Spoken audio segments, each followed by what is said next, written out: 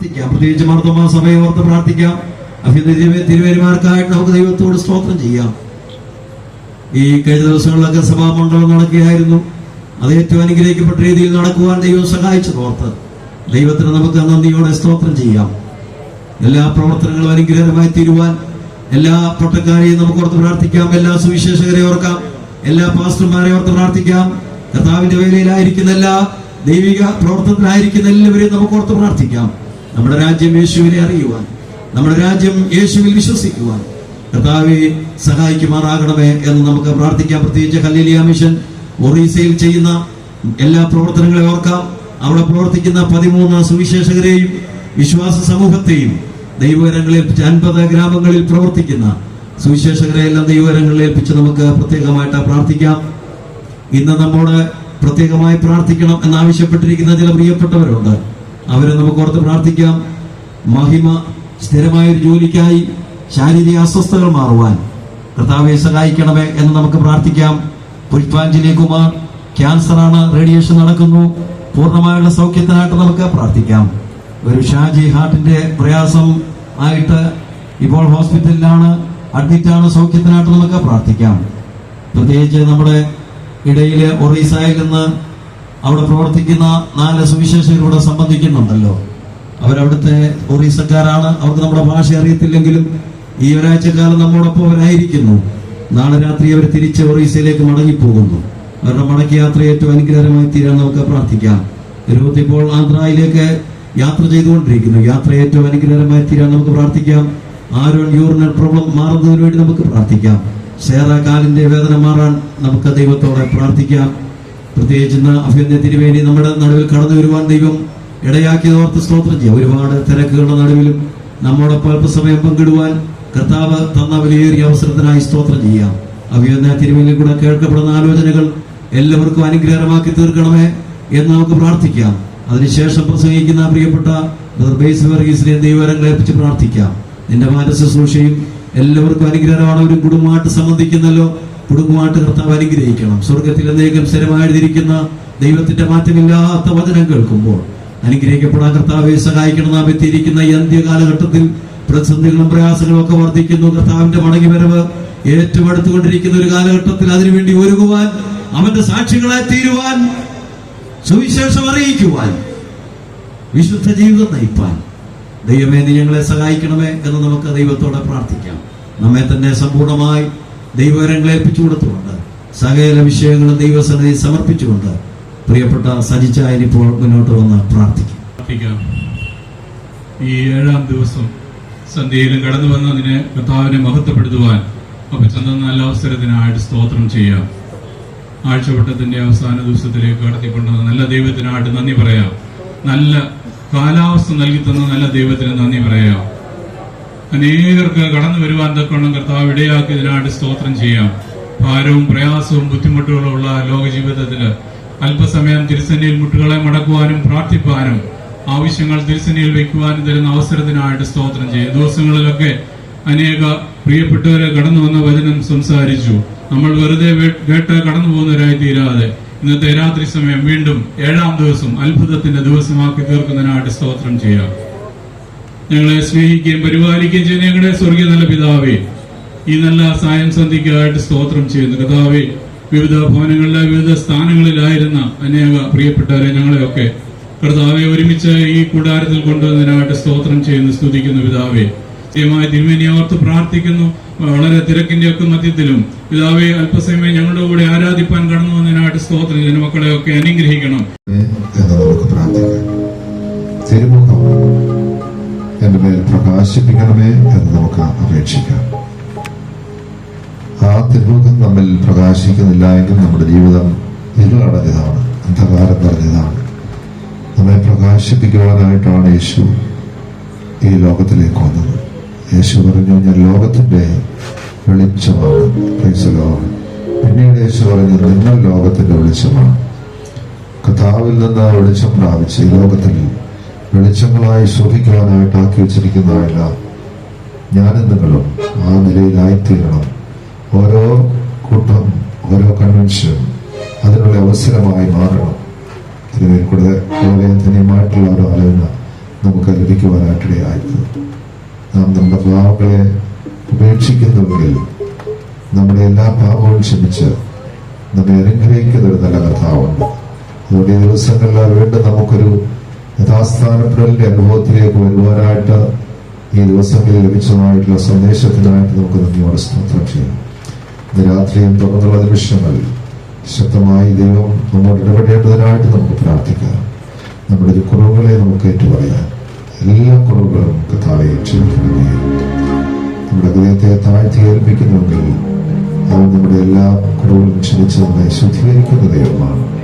അതുകൊണ്ട് അനുതാപ ഹൃദയത്തോടുകൂടെ കുറവുകൾ ഏറ്റുപറഞ്ഞുകൊണ്ട് ദൈവത്തെ ആരാധിക്കുവാനായിട്ട് നമുക്ക് ഒരുങ്ങാം. ദൈവം നമ്മളെ വിനയപ്പെടുത്താം.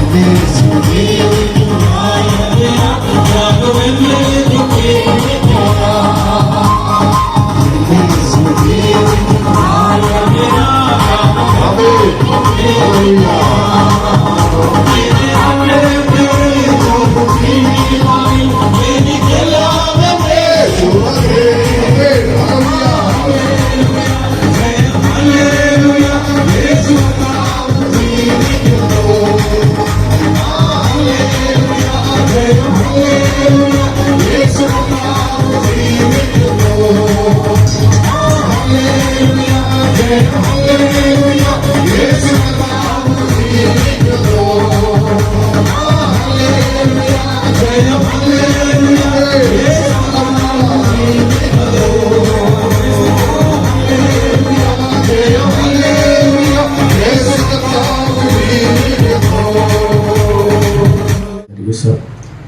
ആത്മീക ശുശ്രൂഷകൾക്ക് നേതൃത്വം കൊടുക്കുന്ന എല്ലാ ബഹുമാന്യരായ ദൈവദാസന്മാർ, കൂടി വന്നിരിക്കുന്ന എല്ലാ ബഹുമാന്യരായ മാതാപിതാക്കൾ, സഹോദരി സഹോദരങ്ങൾ, കുഞ്ഞുങ്ങൾ, നിങ്ങൾക്ക് ഏവർക്കും യേശു കർത്താവിന്റെ നാമത്തിലുള്ള സ്നേഹവന്ദനത്തെ അറിയിക്കുന്നു.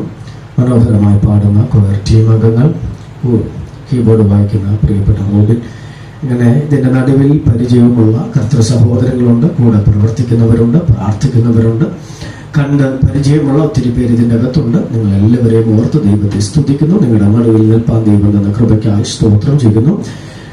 ഒറീസയിൽ നിന്ന് കടന്നു വന്ന ബഹുമാനപ്പെട്ട സഹോദരങ്ങൾ എല്ലാവരെയും യേശുവിന്റെ നാമത്തിൽ ഗ്രേറ്റ് ചെയ്യുന്നു. നിങ്ങളുടെ നടുവിൽ നിൽപ്പാൻ ദൈവം നൽകിയ കൃപയ്ക്കായി സ്തോത്രം. ഞാനിവിടെ നിൽക്കുന്നത് നല്ല ടെൻഷനോടുകൂടെയാണ്. എന്നെ കണ്ടാൽ നിങ്ങൾക്കൊന്നും തോന്നുകയില്ലെങ്കിലും എനിക്ക് നല്ല ടെൻഷനുണ്ട്. ഒന്നാമത്തെ ടെൻഷൻ, ഞാൻ ആദ്യമായിട്ടാണ് തിരുമേനിയിരിക്കുന്ന സദസ്സിൽ പ്രസംഗിക്കുന്നത്. അതാണ് എൻ്റെ ഒന്നാമത്തെ പ്രശ്നം. രണ്ടാമത്തെ പ്രശ്നം, ഇതിൻ്റെ അകത്തെല്ലാം ഇരിക്കുന്നവർ വേദവചനം നന്നായി അറിയാവുന്നവരാണ്. കഴിഞ്ഞ ദിവസങ്ങളിലെല്ലാം പ്രസംഗിച്ചത് ഒത്തിരി പ്രായവും പക്വതയുമുള്ള കർത്തൃദാസന്മാരാണ്. ഈ ശുശ്രൂഷ തുടങ്ങിയിട്ട് 31 വർഷം, എനിക്ക് 33 വയസ്സ്. അതാണ് എൻ്റെ അടുത്ത പ്രശ്നം. നിങ്ങൾക്കറിയാത്തത് ഞാൻ എന്ത് പ്രസംഗിക്കുമെന്ന് എനിക്കറിഞ്ഞുകൂടാ എന്നുള്ളതാണ് എൻ്റെ ഒന്നാമത്തെ പ്രശ്നം. ഇങ്ങനെ പലതര പ്രശ്നമായിട്ടാണ് ഞാനിവിടെ നിൽക്കുന്നത്. ദൈവം എന്നെ സഹായിക്കട്ടെ എന്നുള്ള പ്രാർത്ഥന മാത്രമേ എനിക്കുള്ളൂ. പ്രിയപ്പെട്ട അങ്കിൾ വിളിച്ചപ്പോൾ ഞാനും അതിശയിച്ചു പോയി, എന്തിനാണ് എന്നെ വിളിച്ചതെന്നുള്ളത്. നോർമലി കൂട്ടായ്മയ്ക്ക് പ്രസംഗിക്കാൻ വരുന്നവരെ കൺവെൻഷനിൽ ഉപയോഗിക്കാത്തതാണ്. പിന്നെ എന്തുകൊണ്ട് ഈ വിളി വന്നു എന്ന് എനിക്കറിയില്ല. പക്ഷേ എന്നെ ഈ സ്റ്റേജിന്റെ നടുവിൽ, ഈ ദൈവദാസന്മാരുടെ നടുവിൽ നിർത്തിയ ദൈവത്തിന് ഞാൻ സകല മാനവും മഹത്വവും അർപ്പിക്കുന്നു. ഞാൻ ആകുന്നത് ദൈവത്തിന്റെ കൃപയാലാകുന്നു. എനിക്ക് പറയാൻ പ്രത്യേകിച്ച് വേറൊന്നുമില്ല. എല്ലാ മഹത്വവും കർത്താവിന്. ഇന്ന് രാത്രിയിലെ തിരുവചന ശുശ്രൂഷയ്ക്ക് വേണ്ടി തെരഞ്ഞെടുത്തിരിക്കുന്ന വേദഭാഗം മർക്കോസ് എഴുതിയ സുവിശേഷം 15-ാം അധ്യായം, അതിന്റെ 33 മുതൽ 39 വരെയുള്ള തിരുവചന വാക്യങ്ങൾ. മർക്കോസ് എഴുതിയ സുവിശേഷം 15-ാം അധ്യായം 33 മുതൽ 39 വരെയുള്ള വേദവാക്യങ്ങൾ. Gospel of Mark chapter 15 verse 33 to 39 ഞാൻ നിങ്ങൾക്ക് വേണ്ടി വായിക്കാം. നിങ്ങൾക്ക് ശ്രദ്ധിക്കാം. 6-ാം മണി നേരമായപ്പോൾ 9-ാം മണി നേരത്തോളം ദേശത്തെല്ലാം അന്ധകാരമുണ്ടായി. 9-ാം മണി നേരത്തും യേശു, എന്റെ ദൈവമേ, എന്റെ ദൈവമേ, നീ എന്നെ കൈവിട്ടത് എന്തെന്ന് അർത്ഥമുള്ള എലോഹിം എലോഹിം ലമ്മാ ശബക്താനി എന്ന അത്യുച്ചത്തിൽ നിലവിളിച്ചു. അരികെ നിന്നവർ ചിലർ കേട്ടിട്ട് അവൻ ഏലിയാവെ വിളിക്കുന്നു എന്ന് പറഞ്ഞു. ഒരുത്തൻ ഓടി ഒരു സ്പോഞ്ചിൽ പുളിച്ച വീഞ്ഞ് നിറച്ച് ഒരു ഓടക്കോലിന്മേലാക്കി, നിൽപ്പിൻ, ഏലിയാവ് അവനെ ഇറക്കുവാൻ വരുമോ എന്ന് നമുക്ക് കാണാമെന്ന് പറഞ്ഞു. അവന് കുടിപ്പാൻ കൊടുത്തു. യേശു ഉറക്കെ നിലവിളിച്ചു പ്രാണനെ വിട്ടു. ഉടനെ മന്ദിരത്തിലെ തിരശീല മേൽ തൊട്ട് അടിയോളം രണ്ടായി ചിന്തിപ്പോയി. അവന് എതിരെ നിന്നിരുന്ന ശതാധിപൻ അവൻ ഇങ്ങനെ പ്രാണനെ വിടുന്നത് കണ്ടിട്ട്, ഈ മനുഷ്യൻ ദൈവപുത്രനായിരുന്നു സത്യം എന്ന് പറഞ്ഞു. 39-ാം തിരുവചനം നിങ്ങളുടെ മുമ്പിൽ ആവർത്തിച്ചു വായിക്കുന്നു.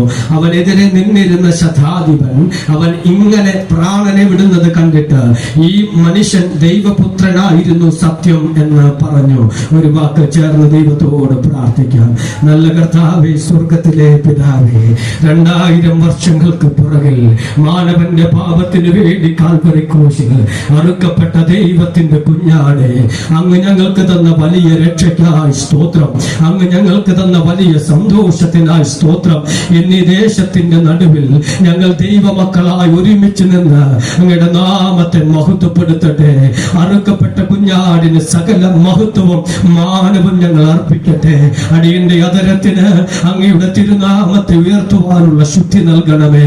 ഞങ്ങളുടെ നടുവിൽ പകർന്ന തൈലം പോലെ അങ്ങയുടെ പരിശുദ്ധാത്മാവ് വ്യാപരിക്കണമെന്ന് പ്രാർത്ഥിക്കുന്നു.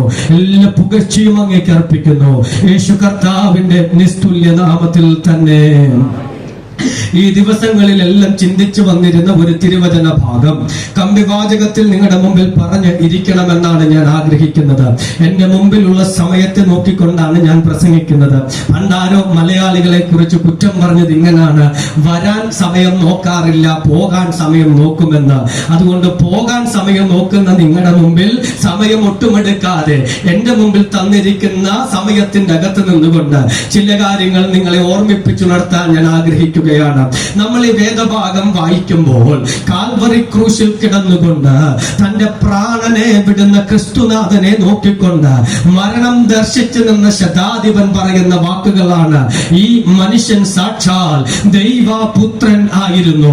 ആ മനുഷ്യന്റെ വാക്കുകളെ കടമെടുത്തുകൊണ്ട് ക്രിസ്തു ക്രൂശിൽ പ്രദർശിപ്പിച്ച ദൈവത്വത്തെ കുറിച്ച് നിങ്ങളുടെ മുമ്പിൽ വർണ്ണിപ്പാനാണ് ഞാൻ ആഗ്രഹിക്കുന്നത്. യേശു കർത്താവ് കന്യകാജാതനായി ഭൂതലത്തിലേക്ക് പിറന്നു വീഴുമ്പോൾ പ്രവാചകന്മാർ മുൻ നിർണയിച്ച മുൻ പറഞ്ഞതെല്ലാം താൻ നിവർത്തിക്കുമ്പോൾ ലോകത്തോട് വിളിച്ചു പറഞ്ഞൊരു സത്യമുണ്ട്. നിങ്ങൾക്ക് വേണ്ടി പിറന്നു വീണ നസറായനായ യേശു, ഇമ്മാനുവേൽ, ദൈവം നമ്മോട് കൂടെ എന്ന അർത്ഥമുള്ളവൻ, നൂറ്റാണ്ടുകൾക്ക് പുറകിൽ പ്രവാചകന്മാർ പ്രവചിച്ചതാണ്. അവൻ തന്റെ ജനനത്തിങ്കൽ തന്റെ ദൈവത്വത്തെ വെളിപ്പെടുത്തി തീരുന്നില്ല. തന്റെ ജീവിതയാത്രയിൽ താൻ തന്റെ ദൈവത്വത്തെ വെളിപ്പെടുത്തി. തന്റെ പ്രവർത്തന മേഖലയിൽ താൻ തന്റെ ദൈവത്വത്തെ വെളിപ്പെടുത്തി തീരുന്നില്ല.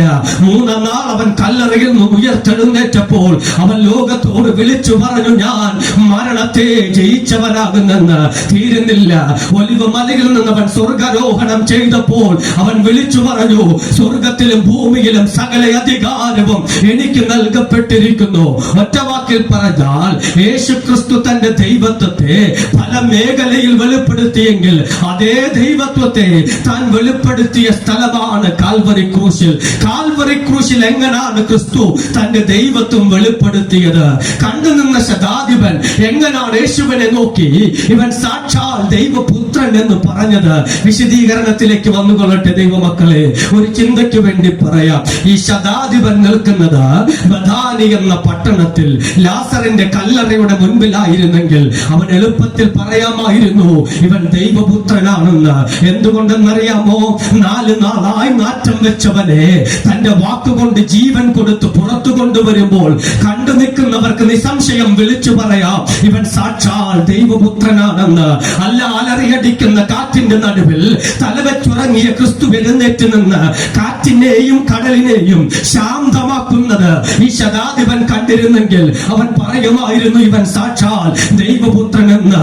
മഞ്ചം കൊണ്ട് ചുമന്നുകൊണ്ട് പോകുന്നവനെ, മരിച്ചവനെ മഞ്ചത്തിൽ നിന്ന് വിളിച്ചെഴുന്നേൽപ്പിച്ച് അവന്റെ അമ്മയ്ക്ക് മടക്കി കൊടുക്കുന്നത് ഈ ശതാധിപൻ കണ്ടിരുന്നെങ്കിൽ അദ്ദേഹത്തിന് എളുപ്പത്തിൽ പറയാമായിരുന്നു ഇവൻ സാക്ഷാൽ ദൈവപുത്രനെന്ന്.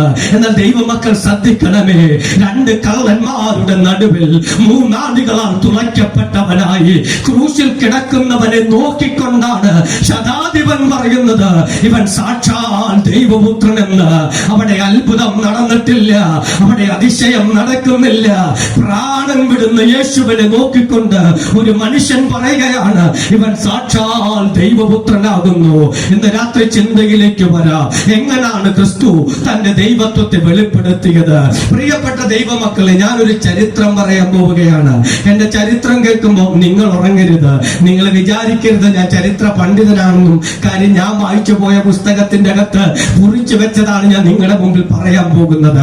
ഒരുപക്ഷെ ഈ ശതാധിപന്റെ കരത്തിലേക്ക് യേശു കർത്താവിനെ കൈമാറ്റം ചെയ്യുമ്പോൾ അവൻ കേസ് വായിച്ചു നോക്കണം. എന്താണ് കേസ്?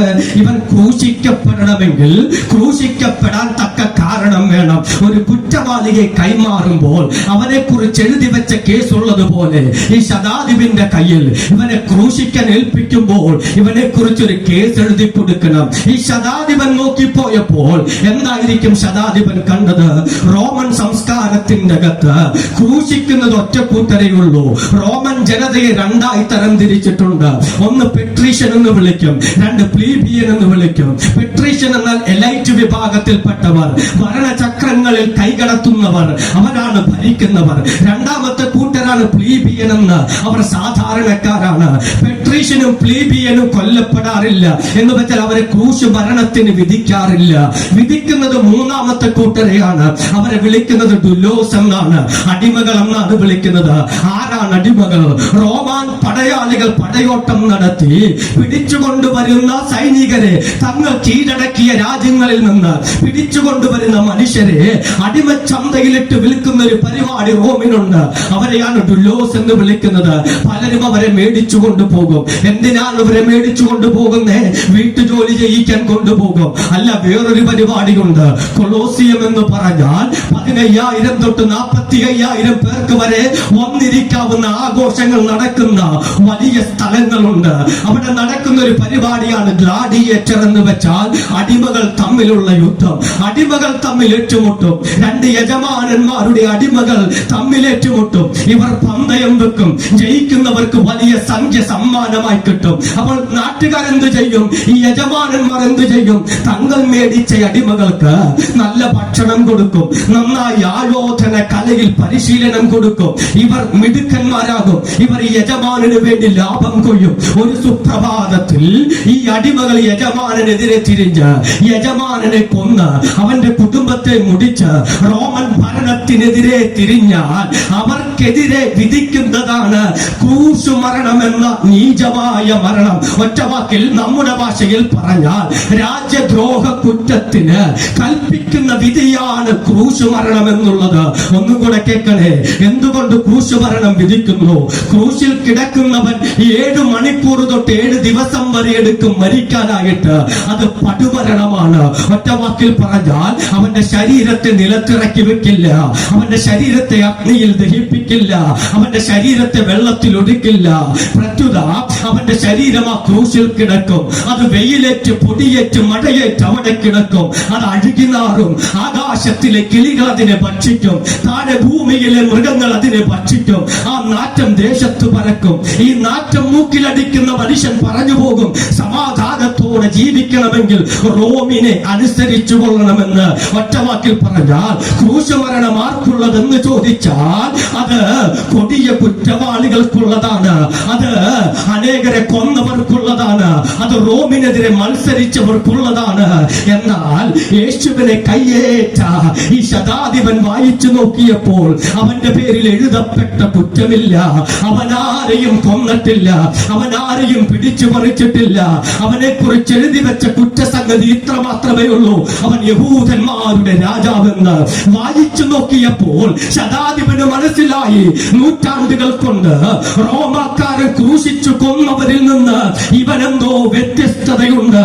ഇന്ന് രാത്രി ഈ കുമ്പനാട് ഈ സ്റ്റേജിൽ നിന്നുകൊണ്ട് ദേശം കേൾക്കെ ദൈവജനത്തിന്റെ നടുവിൽ ഞാനും വിളിച്ചു പറയും, ഭൂമിയിൽ കമ്പയർ ചെയ്താൽ കമ്പയർ ചെയ്യാൻ പറ്റാത്ത ഒരു അതുല്യമായ നാമമുണ്ടെങ്കിൽ ആ നാമമാണ് യേശുവിന്റെ നാമം. Hallelujah, hallelujah. ആകാശത്തിന്റെ കീഴെ മനുഷ്യരുടെ ഇടയിൽ തുലനം ചെയ്യാൻ പറ്റാത്ത ഒരു നാമമുണ്ടെങ്കിൽ അതാണ് യേശുവിന്റെ നാമം. സ്തോത്രം, സ്തോത്രം, സ്തോത്രം. ശതാധിപൻ ഒരു കാര്യം പിടികിട്ടി, ഇവനെന്തോ വ്യത്യസ്തനാണ്. അവിടെ നിന്ന് ചിന്ത ആരംഭിക്കുകയാണ്. എന്താ ചിന്ത?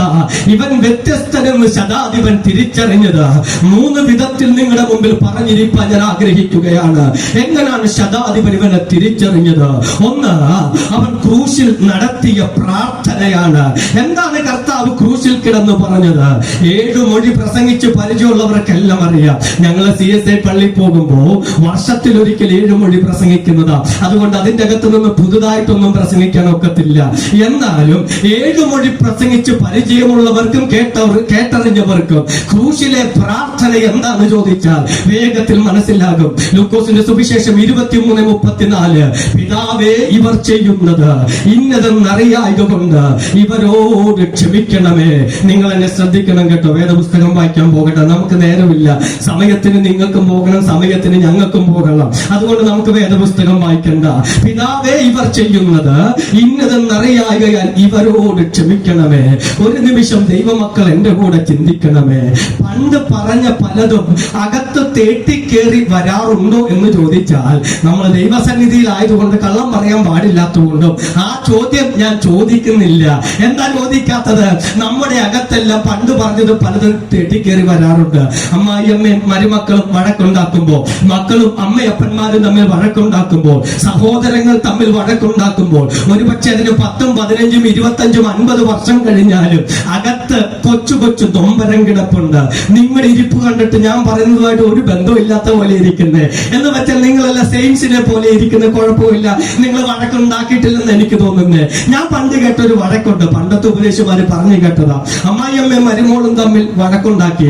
ഉണ്ടാക്കാത്തവരുണ്ടെങ്കിൽ സ്തോത്രം, നിങ്ങൾക്ക് നോബൽ പ്രൈസിനുള്ള സമ്മാനം തരണം. സാധാരണ എന്തെങ്കിലുമൊക്കെ ഉണ്ടാവുന്നതാ. ഇവര് തമ്മിൽ വഴക്കുണ്ടാക്കി. എന്നിട്ട് രണ്ട് മൂലയ്ക്ക് പോയിരിക്കുക. അപ്പുറത്തെ മൂലയ്ക്ക് ഇരുന്ന് മരുമോള് പാട്ടുപാടി, പ്രിയൻ വരുമ്പോൾ അവന്റെ കൂടെ പറന്നുപോയാൽ. കണ്ട, ഞാൻ പറഞ്ഞപ്പോഴത്തേക്ക് നിങ്ങൾക്ക് കഥ മനസ്സിലായി. ഇതാണ് എന്റെ പ്രശ്നം, ഞാൻ എന്ത് പറഞ്ഞാലും പെട്ടെന്ന് നിങ്ങൾക്ക് മനസ്സിലാകും. അപ്പൊ അപ്പുറത്തിരുന്ന് അമ്മായിയമ്മ പാട്ട് തിരിച്ചും പാടി. എന്താണെന്നറിയാമോ? പറന്നില്ലെങ്കിൽ നിന്നെ പറപ്പിക്കും ഞാൻ എന്നും പറഞ്ഞ അമ്മ പാടി. അപ്പൊ എല്ലാ വീടിന്റെ അകത്തും പണ്ട് പറഞ്ഞതൊക്കെ തെട്ടിക്കേറി വരാറുണ്ട്. കൊച്ചു കൊച്ചു കാര്യങ്ങൾ പോലും മറക്കാനോ ക്ഷമിക്കാനോ കഴിയാത്തവനാണ് മനുഷ്യൻ. എന്നാൽ നിങ്ങൾ ക്രൂശിലേക്ക് നോക്കണം. അടിച്ചവർ ചുറ്റും നിൽക്കുന്നുണ്ട്, പരിഹസിക്കുന്നവർ ചുറ്റും നിൽക്കുന്നുണ്ട്. 5 കോടതികളിൽ മാറി മാറി വിസ്തരിച്ചിട്ടും അവനിൽ കുറ്റം കാണാഞ്ഞിട്ടും അവനെ ക്രൂശിക്കാൻ വിധിച്ചവർ അവന്റെ കൺമുമ്പിലുണ്ട്. തലകുലുക്കി പരിഹസിക്കുന്നവർ അവന്റെ മുമ്പിൽ നിൽക്കുന്നുണ്ട്. അവരെ നോക്കിക്കൊണ്ട്, അടിച്ചവരെ നോക്കിക്കൊണ്ട്, പരിഹസിച്ചവരെ നോക്കിക്കൊണ്ട്, മരണത്തിന് വിധിച്ചവരെ നോക്കിക്കൊണ്ട് മശിഹാ തമ്പുരാൻ പറയുകയാ, ഇവർ ചെയ്യുന്നത് ഇന്നതെന്ന് ഇവരറിയായകയാൽ ഇവരോട് ക്ഷമിക്കണമേ. ഒരു നിമിഷം അവിടെ നിൽക്കണേ ദൈവമക്കളെ. എത്ര മരണം കണ്ടവനാണ് ശതാധിപൻ. ഒരുപക്ഷെ ശതാധിപൻ പറയും, ഇതുപോലൊരുത്തൻ പറയുന്നത് എന്റെ ആഴ്ചയിൽ, എന്റെ ജീവിതത്തിൽ ഞാൻ ഇന്ന് വരെ കേട്ടിട്ടില്ല. ഹല്ലേലൂയ. അതെന്താ കാരണം? അതൊരു മനുഷ്യന് പറയാൻ പറ്റുന്നതല്ല. സ്തോത്രം. കൊച്ചു കൊച്ചു മുറിവുകളെ മറക്കാൻ കഴിയാത്ത നമുക്ക് മരണത്തിലേക്ക് കടത്തിവിട്ട, കള്ളസാക്ഷ്യം പറഞ്ഞ, തന്നെ അടിച്ച് മുറിവേൽപ്പിച്ച് തന്റെ ശരീരം മുഴുവൻ പോലെ ചിന്തിയ ഇവരെ നോക്കി ക്ഷമിക്കണമെന്ന് പറയാൻ മനുഷ്യനെ കൊണ്ട് സാധ്യമോ? ഈ ഒരു ചോദ്യം നിങ്ങളുടെ മുമ്പിൽ വെച്ചുകൊണ്ട് വിശദീകരണത്തിലേക്ക് വരാം. ദൈവം പറയുന്ന പഴയ നിയമത്തിൽ ഒരു ഭക്തനായ മനുഷ്യനുണ്ട്. അദ്ദേഹത്തിന്റെ പേരാണ് ദൈവത്തിന്റെ ഹൃദയപ്രകാരമുള്ള മനുഷ്യൻ. Man after God's own heart. ആരാന്ന് ചോദിച്ചാൽ എല്ലാവർക്കും അറിയാം. ദാവീദ് എന്നാണ് ആ മനുഷ്യന്റെ പേര്. അദ്ദേഹത്തിന് ഒത്തിരി പരാജയങ്ങളുണ്ട്. ഞാൻ ഒരു കാര്യം നിങ്ങളുടെ മുമ്പിൽ ചൂണ്ടിക്കാണിക്കാം. അതുകൊണ്ടാണ് വിശുദ്ധന്മാരാരും പൂർണ്ണന്മാരല്ലെന്ന് പറയുന്നത്. എന്തുകൊണ്ടാ വീഴ്ചയുള്ളത്? എന്തുകൊണ്ടാ കുറവുള്ളത്? ഭൂമിയിൽ ജഡത്തിൽ വസിക്കുന്നിടത്തോളം കാലം ആർക്കും പൂർണ്ണരാകാൻ സാധിക്കില്ല. അതിന്റെ തെളിവാണ് ദാവീദ് എന്ന ഭക്തൻ. അദ്ദേഹത്തിന്റെ ജീവിതത്തിൽ ഒരു വീഴ്ച ചൂണ്ടിക്കാണിക്കാം. അബ്ശലോം എന്ന രാജകുമാരൻ തനിക്കെതിരെ ഒരു വലിയ പടയോട്ടം നടത്തി. വരുന്നവരെ എല്ലാം വശീകരിച്ചു, തന്റെ പക്ഷത്താക്കി തീർത്തു. അവിടെ നിന്ന് രാജാവായ ദാവീദിന് ഓടേണ്ടി വരുന്നു. അവൻ ഒലിവമല കയറ്റം കയറി കേറിപ്പോകുന്നതിനിടയിൽ ഒരുവൻ താഴേക്ക് ഇറങ്ങി വരികയാണ്. ശൗലിന്റെ കുലത്തിൽപ്പെട്ട ഗേരയുടെ മകനായ ശിമയി താഴേക്ക് ഇറങ്ങി വരികയാ. അവൻ വരുന്നത് കണ്ടപ്പോൾ, കരഞ്ഞുകൊണ്ടോടുന്ന രാജാവിനെ കണ്ടപ്പോൾ ശിമയി പറയുന്നൊരു പദമുണ്ട്. എന്നറിയാമോ? നീജ നീജ, പോ പോ, ശൗലിന്റെ രക്തത്തെ ദൈവം നിന്റെ മേൽ അയച്ചിരിക്കുന്നു, നിനക്കൊരു നാളും ഗുണം വരികയില്ല. ഓർത്തുകൊള്ളണേ, ആയുധമേന്തി പോകുന്ന രാജാവിന് നേരെ വന്നുകൊണ്ട് ഒരുവൻ പറയുകയാ, നീജ നീജ, നീ പോവോ, നിനക്കൊരു നാളും ഗുണം വരികയില്ല. ആയുധമെടുക്കട്ടെ എന്ന് കൂടെയുള്ളവർ ചോദിച്ചപ്പോൾ പറഞ്ഞു, വേണ്ട, ദൈവം അവനെ ശപിക്കാൻ നിയോഗിച്ചെങ്കിൽ അവൻ ശപിക്കട്ടെ, പക്ഷെ അവന്റെ ശാപം എനിക്ക് ദൈവം നന്മയ്ക്കാക്കി തീർക്കും. അവിടെ നമ്മൾ കാണുന്നത് മാന്യനായ ദാവീദിനെയാണ്. എന്നാൽ കാലം തിരിഞ്ഞു ഓടുവാൻ തുടങ്ങി. അബ്ശലോം രാജകുമാരൻ കൊല്ലപ്പെട്ടു. ദാവീദ് തിരിച്ചു കൊട്ടാരത്തിൽ വന്നു. തന്റെ അവസാന കാലത്തിലേക്ക് എത്തി. തന്റെ മരണത്തിന്റെ സമയം വന്നപ്പോൾ ഒരുവനെ വിളിക്കുകയാണ്. ആരാന്നറിയാമോ? തന്റെ മകനായ ശലോമോനെ അടുത്തിരുത്തിക്കൊണ്ട് പറഞ്ഞു, ശലോമോനെ, എനിക്ക് നിന്നോടൊരു കാര്യം പറയാനുണ്ട്. നീ ബുദ്ധിയുള്ളവനാണ്, നീ ജ്ഞാനമുള്ളവനാണ്. ഞാൻ വെറുതെ വിട്ട ഒരുവനുണ്ട്. ഞാൻ അവനോട് പറഞ്ഞിട്ടുണ്ട് ഞാൻ അവനെ കൊല്ലില്ലെന്ന്. പക്ഷെ നീ അവന്റെ നരയെ സമാധാനത്തോടെ പാതാളത്തിലേക്ക് അയക്കരുത്. നീ എന്ത് ചെയ്യണം? അവനെ പ്രതികാരം ചെയ്യണം എന്ന് വെച്ച മരണക്കിടക്കയിൽ കിടക്കുമ്പോഴും നീജ എന്ന് വിളിച്ച ശിവയോട് ക്ഷമിക്കാൻ ഭക്തനായ ദാവീദിനെ കൊണ്ട് കഴിഞ്ഞില്ലെങ്കിൽ ഇത് മനുഷ്യന്റെ നേർക്കാഴ്ചയാണ്. എന്ന് വെച്ചാൽ ഇന്ന് മകത്തളത്തിൽ കരിയാത്ത മുറിവുകൾ കിടക്കുന്നതിന്റെ കാര്യം നമ്മൾ മനുഷ്യരായതുകൊണ്ടാണ്. പലതും മറക്കാൻ പറ്റാത്തതിന്റെ കാരണം നമ്മൾ മനുഷ്യരായതുകൊണ്ടാണ്. എന്നാൽ ക്രൂശിലേക്ക് ഒന്നും കൂടെ ദർശിക്കണം. അവിടെ കാണുന്നത് മനുഷ്യരെയല്ല, കൊല്ലാൻ ഏൽപ്പിച്ചവരെ, കൊല്ലാൻ വിധിച്ചവരെ, അടിച്ചു മുറിവേൽപ്പിച്ചവരെ നോക്കിക്കൊണ്ട് ഒരുവൻ പറയുകയാണ് ഇവരോട് ക്ഷമിക്കണമെന്ന്. അതുകൊണ്ടാണ് ഇന്ന് രാത്രി സുവിശേഷ പ്രസംഗത്തിന്റെ പ്രാധാന്യം വർദ്ധിക്കുന്നത്. ഒറ്റവാക്കിൽ പറഞ്ഞാൽ ഈ ഭൂമിയിൽ ജീവിക്കുന്ന ഏത് മനുഷ്യനോടും ക്ഷമിക്കാൻ കഴിയുന്ന ഒരുവനുണ്ടെങ്കിൽ അവന്റെ പേരാണ് യേശു ക്രിസ്തു. Hallelujah, hallelujah.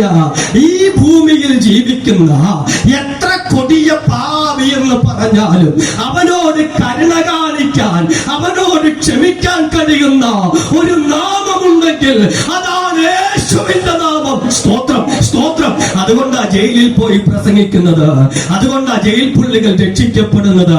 ഓ സ്തോത്രം. പേര് പറയാൻ പോയ പലർക്കും പല പേരുകൾ ഓർമ്മയെടുക്കാം. ചെങ്കൽ ചൂള എന്ന സ്ഥലത്ത് സുവിശേഷം പ്രസംഗിക്കപ്പെട്ടതിന്റെ കാരണം അതാണ്. ജയിലിന്റെ അകത്ത് സുവിശേഷം പ്രസംഗിക്കപ്പെട്ടതിന്റെ കാരണം അതാണ്. തെരുവോരങ്ങളിൽ യേശുവിനെ പ്രസംഗിക്കപ്പെട്ടതിന്റെ കാരണം അതാണ്. എന്തുകൊണ്ടെന്ന് ചോദിച്ചാൽ ഭൂമിയിൽ ജീവിക്കുന്ന ഏതു മാനവനെയും ശുദ്ധീകരിക്കാൻ കഴിയുന്ന ഒരു രക്തമുണ്ടെങ്കിൽ, ഏതു മാനവനെയും വീണ്ടെടുക്കാൻ കഴിയുന്ന ഒരു നാമമുണ്ടെങ്കിൽ അതാണ് യേശുവിന്റെ നാമം. Hallelujah, hallelujah, hallelujah. അവരെ നോക്കി പറഞ്ഞതാണ് കർത്താവെ ക്ഷമിക്കണമെന്ന്. ഞാൻ ആ ഭാഗം പഠിച്ചപ്പോ എന്റെ അകം ഒന്നും കൂടെ പിടച്ചു. അതെന്തുകൊണ്ടെന്ന് ഞാൻ നിങ്ങളോട് പറയാം. ക്രൂശിൽ കിടക്കുന്നവൻ അറുക്കപ്പെട്ട കുഞ്ഞാടാണ്. അറുക്കപ്പെടുന്ന കുഞ്ഞാട് തന്നെ അറുക്കുന്നവരെ നോക്കി പറയുകയാ ഇവരോട് ക്ഷമിക്കണമെന്ന്. എന്നാൽ ഇന്ന് നിങ്ങൾ സ്വർഗത്തിലേക്ക് നോക്ക്. ആരാണ് സ്വർഗത്തിൽ ഇരിക്കുന്നത്? പിതാവിന്റെ വലത്തുഭാഗത്ത് മൽക്കീസദേക്കിന്റെ ക്രമപ്രകാരം എന്നേക്കും മഹാപുരോഹിതനായി ഒരുവൻ ഇരിക്കുകയാണ്. അവൻ നീതിമാനാണ്, അവൻ നിർദോഷനാണ്, അവൻ പാപമില്ലാത്തവനാണ്. മറ്റു മഹാപുരോഹിതന്മാരെ പോലെ സ്വയയാഗം കഴിക്കാൻ ആവശ്യമില്ലാത്തവനാണ്. ഒറ്റ വാക്കിൽ പറഞ്ഞു പോയാൽ അറുക്കപ്പെട്ട കുഞ്ഞാടിന് തന്റെ അറുക്കുന്നവരോട് ക്ഷമിക്കാൻ കഴിഞ്ഞെങ്കിൽ ഇന്ന് പിതാവിന്റെ വലത്തുഭാഗത്ത് മഹാപുരോഹിതനായിരിക്കുന്ന യേശുവിന് നമ്മളോട് എത്രയധികം ക്ഷമിക്കാൻ കഴിയും. Hallelujah, hallelujah. 5 വയസ്സുള്ള ഒരു കുഞ്ഞിന്റെ അപ്പനാണ് ഞാൻ. ഞങ്ങൾ തമ്മിൽ ഇടയ്ക്കിടയ്ക്ക് വഴക്കുണ്ടാക്കും. ഇടയ്ക്കിടയ്ക്ക് വഴക്കുണ്ടാക്കും എന്ന് പറഞ്ഞാൽ കണ്ണ് തെറ്റിയാൽ അപ്പ പോയി ഫോൺ എടുക്കും. അതിപ്പോഴത്തെ മക്കളുടെ എല്ലാം സ്വഭാവം എന്റെ കുഞ്ഞിനും ഉണ്ട്. ഏതായാലും കണ്ണ് തെറ്റിയ ഫോൺ എടുക്കും. ചിലപ്പോൾ അടി കൊടുക്കേണ്ടി വരും. അടി കൊടുക്കുമ്പോൾ മൂക്കൊക്കെ ഒലിപ്പിച്ച് മാറിപ്പോയിരിക്കും. പലതവണ വാൺ ചെയ്തിട്ടായിരിക്കും അടി കൊടുക്കുന്നത്. അടി കൊടുക്കുമ്പോൾ പോയി വാതിലിന്റെ തൊട്ടി കരഞ്ഞുകൊണ്ടിരിക്കും. കൊച്ചു പ്രായത്തിൽ അവൾ ചെയ്തൊരു കുസൃതി ഞാൻ ഓർക്കുന്നുണ്ട്. എന്റെ സ്വദേശം തൃശ്ശൂരാണ്. വാഹനത്തിൽ പോകുന്ന വഴിക്ക് അമ്മയുടെ മടിയിലിരുന്ന് ഇവൾ എന്റെ കയ്യെ പിടിച്ചൊരു കടി കടിച്ചു. അവൾക്ക് പല്ല് വന്ന സമയമാ. നല്ല കടിയായിരുന്നു. എനിക്ക് നന്നായി നൊന്തു. ഞാൻ വണ്ടി സൈഡിലേക്ക് നിർത്തിയിട്ട് ഒറ്റ അടിയും കൂടെ അങ്ങ് വെച്ചു കൊടുത്തു. പിന്നെ അങ്ങ് കരച്ചില് തുടങ്ങി. കരച്ചിലോട് കരച്ചിൽ. ആദ്യത്തെ ആവേശത്തിൽ അടിച്ചതാണ്. പിന്നെ കരയുന്നത് കണ്ടപ്പോ സഹിക്കാൻ പറ്റുന്നില്ല. വീണ്ടും വണ്ടി നിർത്തി പെട്ടെന്നെടുത്ത് മടിയിലേക്ക് വെച്ചു. ഒന്ന് താരാട്ട് ചൊല്ലി അല്പം ആശ്വസിപ്പിച്ചു. കരച്ചിൽ ഒതുങ്ങിയപ്പോൾ യാത്ര തുടർന്നു. ഇത് ദോഷിയായ ബേസിൽ എന്ന അപ്പന്റെ സ്വഭാവത്തിൽ എന്റെ കുഞ്ഞിനോട് എനിക്ക് കരുണയുണ്ടെങ്കിൽ, ഓ സ്തോത്രം, സ്നേഹസമ്പൂർണനായ മഹാദൈവത്തിന് തന്റെ രക്തത്താൽ വീണ്ടെടുക്കപ്പെട്ട താൻ സൃഷ്ടിച്ച മാനവനോട് എത്രയധികം കരുണ തോന്നും. ഇന്ന് രാത്രി ഇവിടെ ഇരുന്ന് പറ, നമ്മോട് കരുണ കാണിക്കുന്ന, വെട്ടിക്കളയാതെ നമ്മെ നിലനിർത്തുന്ന, നമുക്ക് നേരെ ന്യായവിധിയുടെ വാളുയർത്താതെ നമ്മോട് ദയ കാണിക്കുന്ന യേശു കർത്താവിന് 1000 സ്തോത്രം. Hallelujah, hallelujah. ഈ ക്രൂശിലെ പ്രാർത്ഥന കേൾക്കുമ്പോഴേ അറിയാം ഇവൻ മനുഷ്യനല്ല. കാര്യം അടിച്ചവരോട്, അടിപ്പിച്ചവരോട്, കൊല്ലുന്നവരോട് ക്ഷമിക്കാൻ പറഞ്ഞവനാണ് ക്രിസ്തു. താൻ തന്റെ ദൈവത്വത്തെ വെളിപ്പെടുത്തുകയാണ്. ഒരു ഭാഗം കൂടെ പറഞ്ഞ ഭാഗത്തെ അവസാനിപ്പിക്കാനായിട്ട് ഞാൻ ആഗ്രഹിക്കുകയാണ്. എന്താണ് പഴയ നിയമത്തിൽ കാണുന്നത്?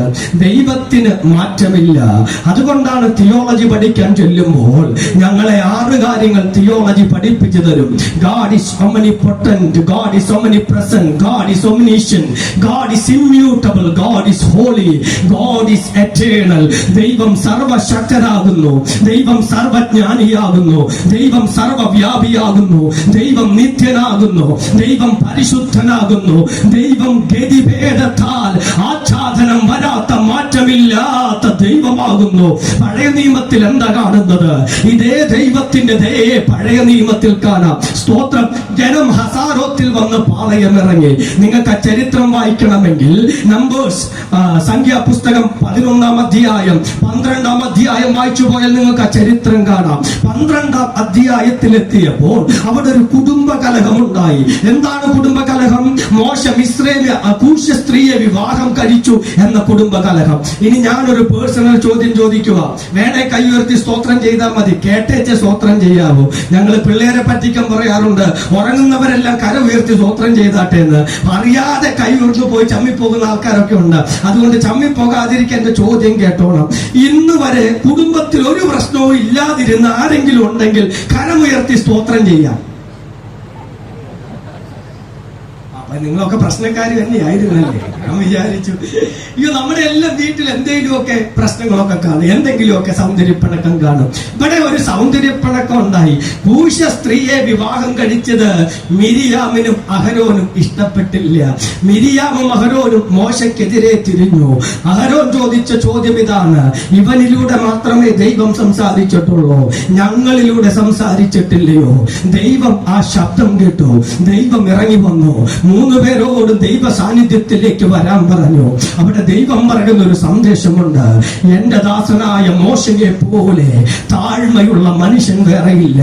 ദൈവത്തിന്റെ ക്രോധം ജ്വലിച്ചത് മിരിയാമിന്റെ നേരാണ്. അവൾ പെട്ടെന്ന് കുഷ്ഠരോഗിയായി തീർന്നു.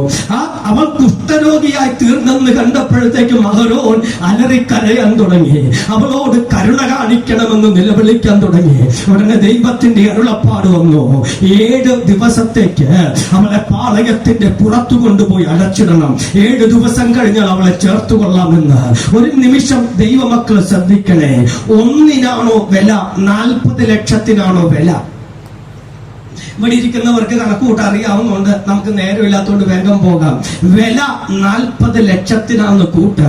പാളയത്തിന്റെ അകത്ത് 40 ലക്ഷത്തോളം മനുഷ്യരുണ്ട്. പാളയത്തിന്റെ പുറത്ത് ഒരുവൾ മാത്രമാണുള്ളത്.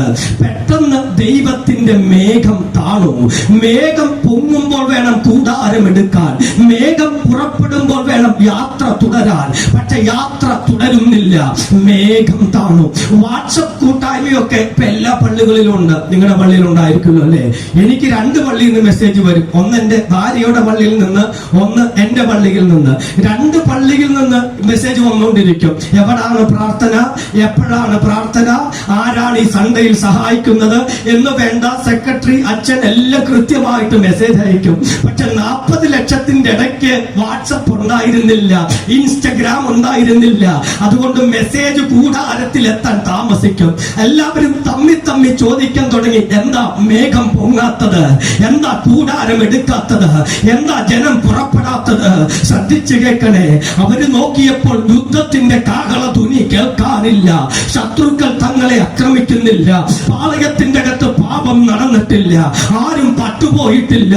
എന്നിട്ടും മേഘം പൊങ്ങുന്നില്ല. എന്തുകൊണ്ട് മേഘം പൊങ്ങുന്നില്ല? അന്വേഷിച്ച് പിടിച്ച് മോശയുടെ കൂടാര വാതിൽക്കൽ എത്തിയപ്പോൾ മോശ പറഞ്ഞു: ഒരാളെ ചേർത്ത് കഴിഞ്ഞാല് ഈ മേഘം പൊങ്ങുകയുള്ളൂ. ആരെ ചേർക്കണം? കൂടാരത്തിന്റെ വെളിയിൽ കുഷ്ഠരോഗിയായി അടയ്ക്കപ്പെട്ട ഒരുവളുണ്ട്. അവൾ മടങ്ങി വരണം. ദൈവത്തിന്റെ കണക്ക് പുസ്തകത്തിലേക്ക് നോക്കിയാൽ 40 ലക്ഷത്തിനും ഒരുത്തിക്കും ഒരേ വില കൽപ്പിച്ചവനാണ് ദൈവം. ഓ മരുഭൂമിയിൽ ഇവളെ വിറ്റേച്ചു പോകാതെ തന്റെ ജനത്തിന്റെ കൂടെ പോകാൻ ആ ദിവസം വരെ മേഘം പൊക്കാതെ ചെയ്യാതിരുന്ന ഒരു ദൈവമുണ്ടെങ്കിൽ ആ ദൈവത്തെ വിളിക്കുന്ന പേരാണ് മഹാദയുള്ള ദൈവം. സ്തോത്രം, സ്തോത്രം, സ്തോത്രം. ഹല്ലേലൂയ. ഇവിടെ പ്രസംഗിക്കേണ്ട വിഷയം കർത്താവിന്റെ മടങ്ങി വരവാ. സജു ചാത്തന്നൂരെ പോലെ പ്രസംഗിച്ച വേദിയിൽ മടങ്ങി വരവ് പ്രസംഗിച്ചാൽ നിശ്ചയമായി നിങ്ങൾ ഉറങ്ങും എനിക്കറിയാം. അതുകൊണ്ട് ഞാൻ ആ വിഷയം പറയാഞ്ഞത്. പക്ഷേ എനിക്ക് ആവേശം ഉണ്ടായിരുന്നു പറയാം, പക്ഷെ അങ്ങനെ പറയാൻ എനിക്കറിയത്തില്ല. അതുകൊണ്ട് ഞാൻ ഇന്ന് വിഷയം മാറ്റിപ്പിടിച്ചതാ. ഇതെന്റെ ഹൃദയത്തിൽ ദൈവം ഇട്ട വിഷയമാ. ഞാൻ ആ വിഷയം പറഞ്ഞു വരുമ്പോ ഞാൻ ചിലപ്പോൾ ചോദിക്കാറുണ്ട്, ഇമിനന്റ് പറൂസിയ എന്ന പദമാ ഉപയോഗിച്ചിരിക്കുന്നത്. പൗലോസ് പറയുന്നത് ഇങ്ങനെ, നാം എല്ലാവരും നിദ്ര കൊള്ളുകയില്ല എന്ന് പറഞ്ഞ പൗലോസിന്റെ പ്രതീക്ഷ പൗലോസിന്റെ ജീവകാലത്ത് ദൈവം മടങ്ങി വരുമെന്ന. പക്ഷെ പൗലോസ് മരിച്ചു അടക്കപ്പെട്ടു എന്ന് കൊരിന്ത്യലേഖനം 15-ാം അധ്യായം 52-ാം വാക്യം വായിക്കുന്ന ബേസിൽ എന്ന് ഞാൻ പറയുന്നത് എന്നാണെന്നറിയാമോ?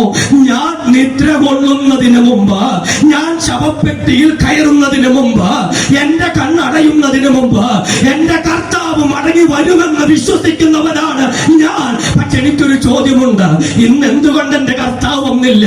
ഒറ്റ കാരണമേ ഉള്ളൂ. അയ്യോ, ഞാൻ സിനിമ കണ്ടുകൊണ്ടിരിക്കുമ്പോൾ, അയ്യോ ഞാൻ സീരിയൽ കണ്ടുകൊണ്ടിരിക്കുമ്പോൾ, അയ്യോ ഞാൻ പാപത്തിൽ രസിച്ചുകൊണ്ടിരിക്കുമ്പോൾ കർത്തൃകാഹളം മുഴങ്ങിയാൽ ഞാൻ നഷ്ടപ്പെട്ടു പോകാതിരിക്കാൻ എന്നെ വിശദീകരിക്കേണ്ടതിന്, എന്നെ ശുദ്ധീകരിക്കേണ്ടതിന് എന്റെ ദൈവം ഒന്ന് താമസിച്ചെന്നേ ഉള്ളൂ. അതിന്റെ അർത്ഥം ഞാൻ എന്ന വ്യക്തി നഷ്ടപ്പെടാതിരിക്കാൻ തന്റെ വരവിനോട് ദൈവം ദീർഘക്ഷമ കാണിച്ചു. മിരിയാമിനെ ചേർക്കുന്നത് വരെ പുറപ്പെട്ടില്ല. അപ്പൊ ഇതിന്റെ അർത്ഥം എന്താ ദൈവമക്കളെ? ദൈവം കരുണയുള്ളവനാണ്. ഇന്ന് രാത്രി ഇവിടെ ഇരിക്കുന്ന ആർക്കെങ്കിലും സംശയം വല്ലതുമുണ്ടെങ്കിൽ ഈ പുസ്തകത്തെ തൊട്ടുകൊണ്ട് പറയാം, ദൈവം കരുണയുള്ളവനാണ്, ദൈവം കരുണയുള്ളവനാണ്. ഇതാണ് ക്രൂശിൽ ദർശിച്ച ഒന്നാമത്തെ ദൈവത്വം.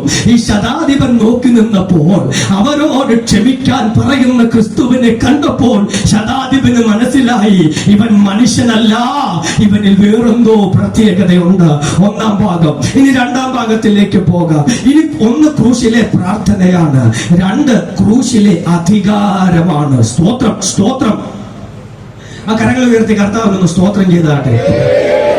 പറയുന്നതിന്റെ കാര്യം എന്തെന്നറിയാമോ? ഞങ്ങളാരും അത്രയങ്ങ് വളർന്നിട്ടില്ല, ചിറകം മുളച്ച് വരുന്നേ ഉള്ളൂ. പറന്നു കഴിയുമ്പോൾ ശരിയായിക്കോളൂ. അതുകൊണ്ട് നിങ്ങൾ അശ്രദ്ധമായിട്ടിരുന്ന പെട്ടെന്നെല്ലാം മറന്നുപോകും. അതുകൊണ്ട് ചേർന്ന് വരണം, ഒരുമിച്ച് സ്തോത്രം ചെയ്ത് അവസാനിപ്പിക്കണം. ഹല്ലേലൂയ. രണ്ട് ക്രൂശിലെ അധികാരം. ഒന്ന് ക്രൂശിലെ പ്രാർത്ഥനയെങ്കിൽ രണ്ട് ക്രൂശിലെ അധികാരമാണ്. എന്താ കർത്താവ് ക്രൂശിൽ അധികാരം കാണിച്ചെന്ന് പറയാൻ തെളിവുള്ളത്?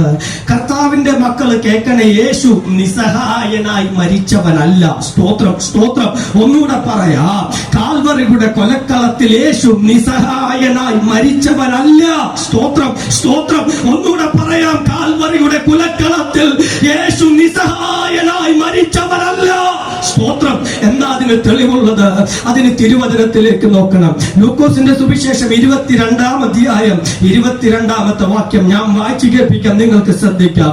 നിർണയിച്ചിരിക്കുന്നത് പോലെ മനുഷ്യപുത്രൻ പോകുന്നു. സത്യം. ഒന്നുകൂടെ പറയാം, നിർണയിച്ചിരിക്കുന്നത് പോലെ മനുഷ്യപുത്രൻ പോകുന്നു. സത്യം. മത്തായി സുവിശേഷം 28, 18, 19 വാക്യങ്ങൾ. നാം യെരൂശലേമിലേക്ക് പോകുന്നുവല്ലോ, അവിടെ മനുഷ്യപുത്രൻ മഹാപുരോഹിതന്മാർക്കും ശാസ്ത്രിമാർക്കും ഏൽപ്പിക്കപ്പെടും. അവർ അവന് മരണശിക്ഷ കൽപ്പിക്കും. പരിഹസിപ്പാനും തല്ലുവാനും ക്രൂശിപ്പാനും അവരെ ജാതികൾക്ക് ഏൽപ്പിക്കും. സ്തോത്രം. ശ്രദ്ധിക്കണേ, ഈ യേശു കർത്താവ് നിസ്സഹായനായി മരിച്ചവനല്ലെന്ന് പറയാൻ കാരണം, എങ്ങനെ മരിക്കണമെന്ന് നിർണയിച്ചത് ക്രിസ്തുവാണ്. സ്തോത്രം. ശ്രദ്ധിച്ചു കേൾക്കണേ. ഈ വചനം പറയുക, അവൻ നിർണയിച്ചതുപോലെ തന്നെ സംഭവിച്ചു. എങ്ങനെ മരിക്കും? ഇവിടെ ഇരിക്കുന്ന നമുക്കാർക്കെങ്കിലും പറയാൻ പറ്റും നമ്മൾ എങ്ങനെ മരിക്കുമെന്ന്? ആത്മഹത്യ ചെയ്യുന്നവർക്ക് പറയാൻ പറ്റും, അല്ലാത്ത ആർക്കെങ്കിലും പറയാൻ പറ്റും എങ്ങനെ മരിക്കുമെന്ന്? എന്റെ അയലോക്കത്ത് ഒരു ചാച്ചനുണ്ടായിരുന്നു. ചാച്ചൻ ഇടയ്ക്കിടയ്ക്ക് മദ്യപിച്ചേച്ച് വന്ന് വീട്ടിൽ വഴക്കുണ്ടാക്കി വഴക്ക് മുക്കുമ്പോ ഞാൻ ഇപ്പൊ ചാവൂടി എന്നും പറഞ്ഞേച്ച് ആന്റിയുടെ സാരി എടുത്തുകൊണ്ട് ഒരു പോക്ക് പോകും. എന്നിട്ട് കാട്ടിൽ കയറി ഏതേലും തേക്കേല് അല്ലെങ്കിൽ ഏതേലും മരത്തേല് അങ്ങ് കെട്ടും. ഒരു പ്രാവശ്യം കെട്ടി അബദ്ധത്തിൽ ചാടിപ്പോയി. ചാടാൻ ഉദ്ദേശിച്ച ചാടിയതല്ല, ചാടിപ്പോയി. പക്ഷെ തൂങ്ങി നിന്നില്ല. വെയിറ്റ് കാരണം സാരി കീറി മുറിഞ്ഞ് നിലത്ത് വീണു.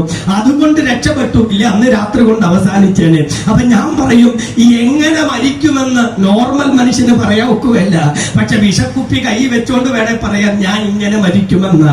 പക്ഷെ യേശുവിന്റെ ശുശ്രൂഷ കാലയളവിൽ താൻ എങ്ങനെ മരിക്കുമെന്ന് താൻ ശുശ്രൂഷിച്ചു തുടങ്ങിയപ്പോഴേ നിർണയിച്ച് പറഞ്ഞവനാണ് ക്രിസ്തു. ശ്രദ്ധിക്കണേ, അവൻ പറഞ്ഞു മനുഷ്യപുത്രൻ ക്രൂശിക്കപ്പെടും. എന്റെ പ്രിയപ്പെട്ടവർ കേൾക്കണേ, യേശുവിനെ കൊല്ലാൻ എത്ര തവണ ശ്രമിച്ചിട്ടുണ്ട്? ഈ തിരുവചനം ഞാൻ വായിച്ചു പോയപ്പോ പലതവണ ശ്രമിച്ചിട്ടുണ്ട്. യോഹന്നാന്റെ സുവിശേഷം 5:18 പറയുകയാ, അവൻ തന്നെത്താൻ ദൈവത്തോട് സമനാക്കിയത് കൊണ്ട് യഹൂദന്മാർ അവനെ കൊല്ലുവാൻ അധികമായി ശ്രമിച്ചു പോണെന്ന്. എന്ന് വെച്ചാൽ ഞാനും പിതാവും ഒന്നാകുന്നു എന്ന ക്രിസ്തുവിന്റെ മൊഴി കേട്ട് നിന്ന യഹൂദന്മാർ അവനെ കൊല്ലാൻ ശ്രമിച്ചു. എന്താ കാര്യം? ഇവൻ ദൈവത്തോട് തന്നെത്താൻ സമനാക്കി. യോഹന്നാന്റെ സുവിശേഷം 10:31 യഹൂദന്മാർ അവനെ എറിവാൻ പിന്നെയും കല്ലെടുത്തു. ഇടയ്ക്ക് കല്ലെടുത്തെറിഞ്ഞു കൊല്ലാൻ ശ്രമിച്ചു, തീരുന്നില്ല.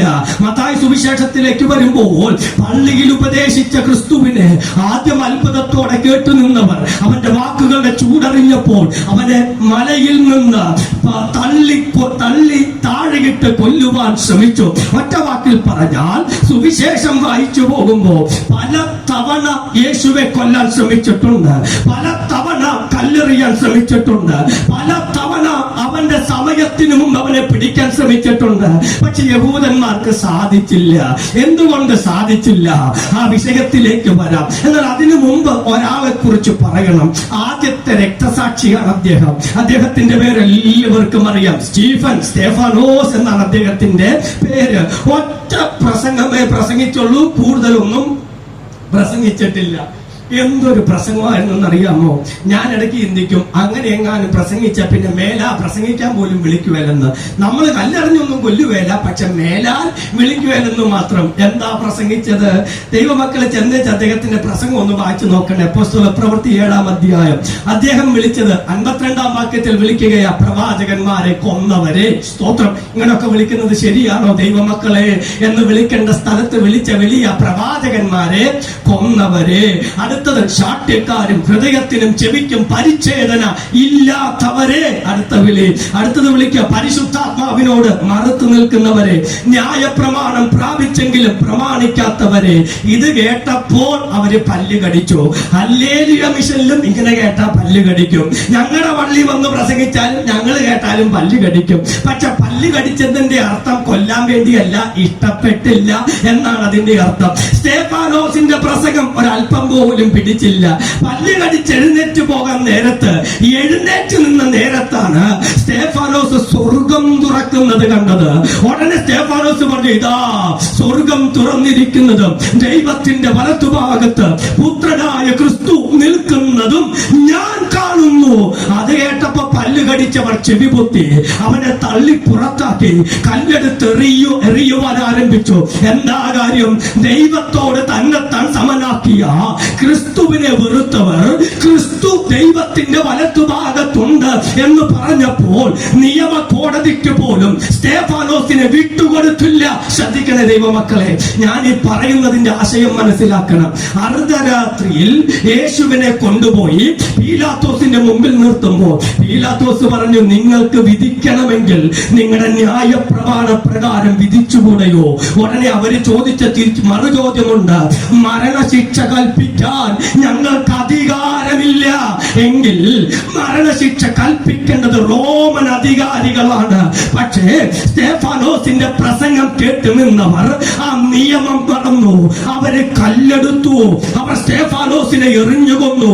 ആ കല്ലെടുത്തവർ ഇതിനു മുമ്പ് പല തവണ യേശുവിനെ എറിയാൻ കല്ലെടുത്തിട്ടുണ്ട്. സ്റ്റെഫാനോസിനെ കൊന്നവർ പലതവണ ക്രിസ്തുവിന് നേരെ വിരലോങ്ങിയവരാണ്. അവർ കല്ലെടുത്തിട്ടും പലതവണ ശ്രമിച്ചിട്ടും എന്തുകൊണ്ട് ക്രിസ്തുവിനെ കൊന്നില്ല എന്ന ചോദ്യത്തിന്റെ ഉത്തരം മനുഷ്യപുത്രൻ നിർണയിച്ചതുപോലെ പോകുന്നവനാണ്. എന്ന് വെച്ചാൽ എന്റെ യേശു എന്ന് നിർണയിക്കുന്നു അതുപോലെ നിവർത്തിക്കുന്നവനാണ്. സ്തോത്രം. ഞാൻ ഞാൻ ഈ പുസ്തകം പഠിച്ചു പോയപ്പോ എന്നെ സന്തോഷിപ്പിച്ച ഒരു കാര്യമാ, ക്രിസ്തു താൻ പറഞ്ഞു, മോശ പിച്ചള സർപ്പത്തെ ഉയർത്തിയതുപോലെ മനുഷ്യപുത്രനെ ഉയർത്തേണ്ടതാകുന്നു. അങ്ങനെ ക്രിസ്തു നിർണയിച്ചിട്ടുണ്ടെങ്കിൽ അവന്റെ നേരെ എറിയാൻ യഹൂദന്റെ കല്ലണങ്ങില്ല. സമയത്തിന് മുമ്പേ പിടിക്കാൻ പടയാളികൾക്ക് സാധിക്കില്ല.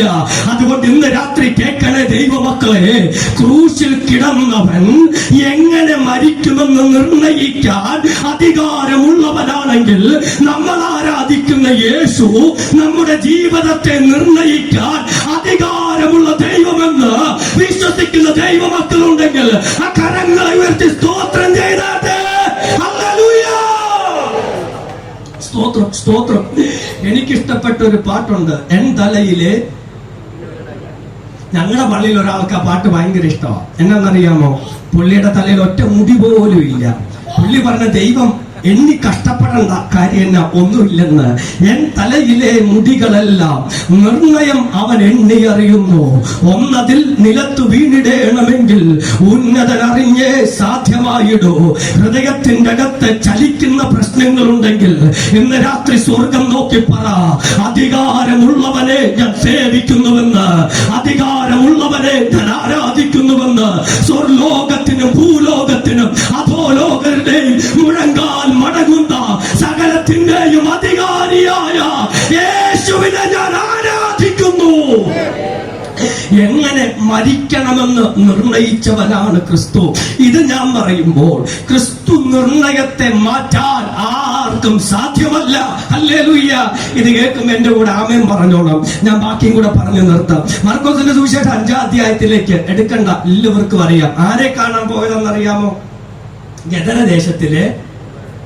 നിങ്ങൾക്കത് കേൾക്കുമ്പോൾ ഒന്നും തോന്നുമല്ല, പക്ഷെ പ്രസംഗിക്കുന്ന ഞങ്ങൾക്കത് തോന്നും. ഞാൻ പ്രസംഗിച്ചു തുടങ്ങിയത് കൂട്ടായ്മയില. അപ്പൊ ഞാനിത് പല സ്ഥലത്ത് പറഞ്ഞിട്ടുണ്ട്. ഈ ഓൺലൈനിലൊക്കെ വന്നു തുടങ്ങിയപ്പോഴേ എനിക്ക് പേടി. കാര്യം എന്നാണെന്നറിയാമോ? പണ്ഡിതന്മാരല്ലാത്തത് കൊണ്ട് ഒത്തിരി ഉദാഹരണമൊന്നും കയ്യിലില്ല. അതാണ് വലിയ പ്രശ്നം. എന്നാലും പറയുക, ഇവിടെ ഓൺലൈൻ വെച്ചിട്ടുണ്ടെന്ന് എനിക്ക് തോന്നുന്നു. എന്നാലിരിക്കട്ടെ, പറഞ്ഞേക്കാം. സ്തോത്രം. ആദ്യമായിട്ട് പ്രസംഗിക്കാൻ പോകുക കരുനാഗപ്പള്ളിയിലാട്ടോ. മിഷൻസ് ഇന്ത്യ ജോയിൻ ചെയ്ത ശേഷം, ഞാൻ നവജീവോദയം മിഷൻസ് ഇന്ത്യയിൽ ഒരു സുവിശേഷകനാണ്, ഓഫീസ് സ്റ്റാഫാണ്. അപ്പൊ ഞാൻ അവിടെ ജോയിൻ ചെയ്ത ശേഷം എന്നെ കരുനാഗപ്പള്ളിക്ക് ഒരു കൂട്ടായ്മയ്ക്ക് വിട്ടു.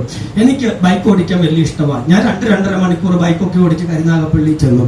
കൂട്ടായ്മ നടക്കുന്ന വീട്ടില് നേരത്തെ എത്തി. അവിടുത്തെ ശുശ്രൂഷകൻ അങ്ങ് എത്തിയിട്ടില്ല. ഞാൻ നേരത്തെ എത്തി. ചെന്ന് കയറിയപ്പോൾ ഒരു അപ്പച്ചൻ എന്നെ സ്വീകരിച്ചു. അപ്പച്ചന് കണ്ണിന് കാഴ്ച നല്ല കുറവാണ്. നല്ല കുറവെന്ന് പറഞ്ഞാൽ അപ്പച്ചന് കണ്ണിന് കാഴ്ച നല്ല കുറവാണ്. അത് മാത്രമല്ല, എനിക്ക് ചായ കൊണ്ടു തന്ന അമ്മച്ചിയുടെ അടുത്ത് ഈ മൈക്കിന്റെ കീഴെ കൊണ്ട് നിർത്തിയ അമ്മച്ചി ചോദിക്കുക, എന്താ മക്കളെ ഇവിടെ ഒരു ചെറിയ ശബ്ദം കേൾക്കുന്നല്ലോ എന്ന പരുവത്തിലാണ് അമ്മച്ചിയുടെ കേൾവി ശക്തി. പക്ഷെ അമ്മച്ചിക്ക് നല്ല കാഴ്ചശക്തിയുണ്ട്. ഇവര് 2 പേരാണ് വീട്ടിലുള്ളത്. മക്കളെല്ലാം ദൂരസ്ഥലത്താണ്. വർഷങ്ങളായിട്ട് നടക്കുന്ന പ്രാർത്ഥനയാണ്. നിർത്താൻ അവർക്ക് താല്പര്യമില്ല. വരാൻ ദൈവമക്കൾക്ക് ഒട്ടും താല്പര്യമില്ല. അത് അവിടെ ചെന്നപ്പോഴാണ് എനിക്ക് മനസ്സിലായത്. അപ്പോ ഒരു വിധത്തിൽ പറഞ്ഞാൽ കണ്ണ് കാണാത്ത അപ്പച്ചനും ചെവി കേൾക്കാത്ത അമ്മച്ചിയും. അപ്പച്ചൻ പ്രാർത്ഥിക്കാൻ വന്നിരുന്നപ്പോ എടുത്തോണ്ട് വന്നത് പിള്ളേരുടെ BSc ടെക്സ്റ്റ് ബുക്ക് എടുത്തോണ്ടാ വന്നത്, ബൈബിൾ ആണെന്നും പറഞ്ഞുകൊണ്ട്. അപ്പൊ അവിടെയാണ് ഞാൻ പ്രസംഗിക്കാൻ ചെന്നേക്കുന്നത്. ഞാൻ അവിടെ 10 മണിക്ക് ചെന്നു. 10:45 ഒരു ഉപദേശി വന്നു എന്നല്ലാതെ വേറെ ആരും വന്നില്ല. നിങ്ങൾ എന്റെ അവസ്ഥ ഒന്ന് ആലോചിച്ച് നോക്കി. ഞാൻ എങ്ങനെ പ്രസംഗിക്കും? ഞാൻ ഒറ്റ പ്രസംഗം അങ്ങ് പ്രസംഗിച്ചു. ആകാശമേ കേൾക്കാം, ഭൂമിയെ ചെവി തരിക എന്ന് പറഞ്ഞാൽ കണ്ണു തുറന്നിട്ടില്ലെന്നായി പറഞ്ഞതിന്റെ അർത്ഥം. 1/2 മണിക്കൂർ എന്തൊക്കെയോ പറഞ്ഞ് പരിപാടി അവസാനിപ്പിച്ചു. കാര്യം പ്രസംഗം കേൾക്കാൻ ആളുള്ളതാണ് സുഖം. കാര്യം എന്താണെന്നറിയാമോ? ഇതിന്റെ അകത്ത് തന്നെ കണ്ണടച്ച് ധ്യാനിക്കുന്ന പലരും ഇരിപ്പുണ്ട്. ഞാൻ ഇത്രയും ഒച്ചപ്പാടുണ്ടാക്കിയിട്ട് നിങ്ങൾ ചിന്തിച്ചു നോക്കി. ഇത്രയും ഒച്ചപ്പാടുണ്ടാക്കിയിട്ട് കണ്ണടച്ച് ധ്യാനിക്കുന്നവരുണ്ടെങ്കിൽ കുറച്ച് കുറവുള്ള സ്ഥലത്ത് പ്രസംഗിച്ച് എന്തായിരിക്കും അവസ്ഥ? അതുകൊണ്ട് പ്രസംഗകരായ ഞങ്ങൾക്ക് ഇഷ്ടം ആള് കൂടുന്ന മീറ്റിംഗാണ്. നിങ്ങൾ മർക്കോസിന്റെ സുവിശേഷം 4-ാം അധ്യായം വായിക്കണം. അന്ന് വളരെ പുരുഷാരം യേശുവിന്റെ പ്രസംഗം കേൾക്കാൻ വന്നു. ഇത് കണ്ടപ്പോ കമ്മിറ്റിക്കാർക്ക് ആവേശം. ആരാ കമ്മിറ്റിക്കാര്? അത് 12 ശിഷ്യന്മാരാ. അവരാൾക്കാരെ ഇരുത്തുന്നു, ഒരുക്കുന്നു. ഈ കമ്മിറ്റിക്കാർക്ക് ഒരു പ്രത്യേക ഉത്സാഹമാണ്. അത് മനസ്സിലാകണമെങ്കിൽ നിങ്ങൾ കിസ്വിക് കൺവെൻഷന് തിരുവല്ലയ്ക്ക് വന്നാൽ മതി. അവിടെ ഞങ്ങൾ പ്രസംഗകരല്ല, കമ്മിറ്റിക്കാരാ. ഞങ്ങളെ അടുക്കളയെ കാണാം, ഞങ്ങളെ വണ്ടിക്കകത്ത് ഡ്രൈവ് ചെയ്യുന്നത് കാണാം, ചിലപ്പോൾ തെങ്ങിന്റെ മണ്ട ഇരിക്കുന്നത് കാണാം. ഞങ്ങൾ കമ്മിറ്റിക്കാരാ. കമ്മിറ്റിക്കാരുടെ ഉത്സാഹം വേറെ തന്നെയാ. അത് ഈ സ്റ്റേജിൽ നോക്കിയാലും നിങ്ങൾക്ക് മനസ്സിലാകും. ഞാൻ 3 ഗ്ലാസ് വെള്ളം മേടിച്ചു കുടിച്ചു. കമ്മിറ്റിക്കാരുടെ ഉത്സാഹത്തിന്റെ കാര്യം പറഞ്ഞ്. അപ്പൊ നിങ്ങൾ ചിന്തിച്ചാൽ മതി, 12 ശിഷ്യന്മാർക്ക് എന്തൊരു ഉത്സാഹമായിരിക്കും. അവരാൾക്കാരെ ഇരുത്തുന്നു, എല്ലാം ഒരുക്കുന്നു. പ്രസംഗം നന്നായി പോകുന്ന വഴിക്ക് യേശു തമ്പുരാൻ പറഞ്ഞു അക്കരയ്ക്ക് പോകാമെന്ന്. അപ്പൊ ഇവരെന്താ വിചാരിച്ച്, അയ്യോ ഇവിടെ ഇത്രേ ആൾക്കാർ പ്രസംഗം കേൾക്കാനുണ്ടെങ്കിൽ അവിടെ എന്തുമാത്രം കാണുമെന്നും പറഞ്ഞാണ് വണ്ടി എടുത്തത്. അപ്പൊ പത്രോസ് ഒരു പക്ഷേ ആവേശത്തിൽ പറഞ്ഞാണ്, കർത്താവെ ധ്യാനിച്ചോ, മെസ്സേജ് പ്രിപ്പയർ ചെയ്തോ, വണ്ടി ഓടിച്ചോളാം എന്ന്. എന്ത് സംഭവിച്ചെന്നൊന്നും പറയാൻ നേരമില്ല. അക്കരെ പോയിറങ്ങിയപ്പോ ദേ ഒരുത്തൻ ഓടി വരുന്നു. അവന്റെ കയ്യിൽ ബൈബിളില്ല, പക്ഷേ ഉരുമിയൊടിച്ച ഒരു വിലങ്ങുണ്ട്. അവന്റെ വായിൽ സ്തോത്രമില്ല, പക്ഷെ അവന്റെ വായിൽ ഒരു അലർച്ചയുണ്ട്. അലർച്ച കേട്ട് മുമ്പിൽ നടന്ന കമ്മിറ്റിക്കാര് പെട്ടെന്ന് പുറകിൽ പോയിട്ട് അവര് തമ്മി പറഞ്ഞത് എന്തായിരിക്കും? എന്റെ ഭാവന, ഈ കർത്താവിന് ഇത് എന്തിന്റെ കുഴപ്പമാ? സുബോധമുള്ളവർ അപ്പുറത്ത് പ്രസംഗം കേൾക്കാവുള്ളപ്പോ ഒരു ബോധവും ഇല്ലാത്ത ഒരുത്തനെ തേടി ഇപ്പറ വന്നേക്കുകയാണ്. എന്തായാലും പറഞ്ഞു കാണുമെന്ന് എന്റെ ചിന്ത. വന്നത് ഒരുത്തനാണ്, പക്ഷെ മൊത്തം 6001 പേര് ഉണ്ട്. കാര്യം 6000 അവന്റെ മേത്താണുള്ളത്. നിങ്ങൾ ചിന്തിക്കണേ, 6000 പിശാചി കയറി ഒരുത്തന്റെ അവസ്ഥ എന്താകും? പണ്ട് ഞങ്ങളുടെ നാട്ടില് ഒരാന്റിയുടെ മേല് ഭൂതമിളകിയത് ഞാൻ കണ്ടു. എന്റെ അമ്മ പല പ്രാവശ്യം കണ്ണൊക്കെ പൊത്തിപ്പിടിച്ചെങ്കിലും ഞാൻ തട്ടി മാറ്റി. ഇതെന്താ ഈ നടക്കുന്നതെന്ന് അറിയാൻ വേണ്ടിയാ. ആന്റി എന്നെക്കാളും സ്കെലറ്റാണ് എന്ന് വെച്ചാ ഞാൻ ഇരിക്കുന്നേക്കാളും വണ്ണം കുറഞ്ഞ ആന്റി. ആ ആന്റീനെ 3 നല്ല തടിയുള്ള ആന്റിമാര് പിടിച്ചു. 3 പേര് പിടിച്ചിട്ട് അവര് 3 പേരും 3 വശത്തേക്കാ തെറിച്ചത്. എന്ന് വെച്ചാ ഈ ആന്റി ഫാനിരുന്ന് കറങ്ങുന്ന പോലെ ഇങ്ങനെ കറങ്ങിക്കൊണ്ടിരിക്കുകയാ. എപ്പോഴാ അവിടെ സൗഖ്യം നടന്നതെന്നൊന്നും എനിക്കറിയില്ല. ഞങ്ങളൊക്കെ എഴുന്നേറ്റ് ഓടിയായിരുന്നു. അപ്പൊ ഞാൻ വിചാരിക്കുന്ന ഈ 6000 ഭൂതം കയറിയ ഇവന്റെ അവസ്ഥ എന്തായിരിക്കും? ഇവനെ ഒതുക്കാൻ ആർക്ക് പറ്റും? ഇനി ഭൂതത്തിന്റെ സ്വഭാവം എന്താ? അതും കൂടെ പറഞ്ഞ ഭാഗം അവസാനിപ്പിക്കാം. ഭൂതത്തിന്റെ സ്വഭാവം എന്തെന്ന് മനസ്സിലാക്കണമെങ്കിൽ പന്നിക്കൂട്ടത്തിലേക്ക് നോക്കിയാൽ മതി. പന്നി എന്ത് ചെയ്തു? 3 ഭൂതമാണെന്ന് തോന്നുന്ന ഒരു പന്നി കയറുന്നില്ലേ? 2000 പന്നി, 6000 ഭൂതം. കണക്കിൽ ഞാൻ കണക്ക് പറയുന്നില്ല. 3 ഭൂതം വെച്ച് കയറിയെന്ന് വിചാരിക്കുക. 3 ഭൂതം കയറിയപ്പോഴേ പന്നി ജീവിതം അവസാനിപ്പിച്ചു. ഭൂതത്തെ കൊണ്ട് ഞാൻ ഇനി ജീവിക്കില്ലെന്നും പറഞ്ഞ പന്നി എല്ലാം കൂടെ ആത്മഹത്യ ചെയ്തു. അബദ്ധം പറ്റി വീണതല്ല. നിങ്ങളുടെ വീട്ടിൽ ഏതേലും പശുവും പട്ടിയും പൂച്ച ആത്മഹത്യ ചെയ്യുന്നത് നിങ്ങൾ കണ്ടിട്ടുണ്ടോ? അയ്യോ, തൃശ്ശൂർ ഇതുവരെ നടന്നിട്ടില്ല. കുമ്പനാട് നടന്ന് കാണാൻ സാധ്യതയില്ല. എന്റെ പട്ടിക്ക് ഞാൻ എന്തോ ഒരു അടി കൊടുത്തു. എന്റെ പട്ടി ഇന്ന് വരെ പോയി ട്രെയിനിന്റെ മുമ്പിൽ ചാടിയിട്ടില്ല. എന്റെ പട്ടി ഇതുവരെ കയറെടുത്തോണ്ട് പോണ ഞാൻ കണ്ടിട്ടില്ല. പണ്ടൊരു ഉപദേശം പ്രസംഗിച്ചപ്പോ പറഞ്ഞതാ, ഒരു പുലി ഒരു മാനിന്റെ പുറകെ ഓടി കിട്ടിയില്ല. ആ പുലി വീണ്ടും ഒരു മൊയിലിന്റെ പുറകെ ഓടി കിട്ടിയില്ല. ഒടുവിൽ പുള്ളി ഒരു അണ്ണാന്റെ പുറകെ ഓടി, അതും കിട്ടിയില്ല. നിരാശയിൽ പുലി പോയി വിഷം കഴിച്ച് ആത്മഹത്യ ചെയ്തു. അങ്ങനെ ഒരു സംഭവം നടന്നിട്ടില്ല. അതെന്താ കാര്യം? മനുഷ്യന് ജീവിക്കുന്നതിന് കാരണമുണ്ട്, മരിക്കുന്നതിന് കാരണമുണ്ട്. എന്നാൽ മൃഗത്തിന് ജീവിക്കുന്നതിനും കാരണമില്ല, മരിക്കുന്നതിനും കാരണമില്ല. അങ്ങനാണെങ്കിൽ പന്നി എടുത്തു ചാടിയത്, ഒന്നുപോലും ശേഷിക്കാതെ എടുത്തു ചാടിയത് പന്നിയുടെ തീരുമാനമല്ല, പ്രത്യുത പന്നിയിൽ മേൽ ബാധിച്ച പിശാചിന്റെ തീരുമാനമാ. ഇന്ന് രാത്രി ഇവിടെ നിന്ന് വിളിച്ചു പറയട്ടെ, 6000 ഭൂതങ്ങൾ ദിനരാത്രം പ്രവർത്തിച്ചിട്ടും തെക്കേപ്പുലി നാട്ടിൽ ദൈവം കണ്ടവനെ കുറിച്ചുള്ള ദൈവ പദ്ധതി മാറ്റിയെഴുതാൻ പിശാചിന് കഴിഞ്ഞില്ലെങ്കിൽ, അവനെ സുവിശേഷകനായി നിയോഗിക്കാൻ യേശുവിന് കഴിഞ്ഞെങ്കിൽ, ഇന്ന് രാത്രി കുമ്പനാട് ദൈവവചനം കേൾക്കുന്ന നിങ്ങളോടും പറയുകയാ, പാതാളത്തിൽ കിടക്കുന്ന സകല പിശാചുക്കളും ഒരുമിച്ച് ശ്രമിച്ചാലും എന്നെ കുറിച്ചുള്ള എന്റെ ദൈവത്തിന്റെ പദ്ധതിക്ക് നീക്കം വരികയില്ല. സ്തോത്രം, സ്തോത്രം, സ്തോത്രം. ഹല്ലേലൂയ.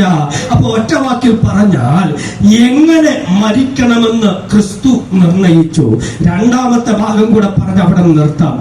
എപ്പോൾ മരിക്കണമെന്നും യേശുവാ നിർണയിച്ചത്. സ്തോത്രം. എങ്ങനെ മരിക്കണമെന്ന് നിർണയിച്ചവൻ എപ്പോൾ മരിക്കണമെന്നും നിർണയിച്ചിരുന്നു. അതിന്റെ തെളിവ് അവിടെ കിടക്കുന്നു. മത്തായി എഴുതിയ സുവിശേഷം 26-ാം അധ്യായം 2-ാം വാക്യം, 2 ദിവസം കഴിഞ്ഞിട്ട് പെസഹയാകുന്നു എന്ന് നിങ്ങൾ അറിയുന്നുവല്ലോ, അന്ന് മനുഷ്യപുത്രനെ ക്രൂശിക്കാൻ ഏൽപ്പിക്കും എന്ന് പറഞ്ഞു. ശ്രദ്ധിക്കണേ, അവസരം കിട്ടിയാൽ കൊല്ലം നോക്കി നടക്കുന്നവര്, അവരുടെ നടുവിൽ നിന്നുകൊണ്ട് യേശു പറയുക, 2 നാൾ കഴിഞ്ഞിട്ട് പെസഹയാകുന്നു, അന്ന് മനുഷ്യപുത്രൻ മരിക്കും. മരണ ദിവസത്തെ കുറിച്ച് അറിവുള്ള ആരെങ്കിലും ഇതിന്റെ അകത്ത് ഇരിപ്പുണ്ടോ? എങ്ങനെ മരിക്കുമെന്ന് മാത്രമല്ല, എപ്പോ മരിക്കുമെന്ന് ആരെങ്കിലും ഉണ്ടോ? നമ്മളൊരു പാട്ട് പാടാറുണ്ട്. ഇനി പാടുമ്പോൾ ശ്രദ്ധിക്കണം. പാടും ഞാനും രക്ഷിതാവിൻ കൂടെ എപ്പോഴും. അതിനകത്തൊരു വരിയുണ്ട്, ഇന്നലേക്കാൾ ഇന്നു ഞാൻ പാടിയാൽ നിങ്ങൾക്ക് ഇവരോടുള്ള സ്നേഹം വർദ്ധിക്കും. കാര്യം ഞാൻ നല്ല പാട്ടുകാരന്. എന്നാലും പാടി കേൾപ്പിക്കുക. ഇന്നലേക്കാൾ ഇന്നു ഞാൻ പ്രിയ നാടിനോ.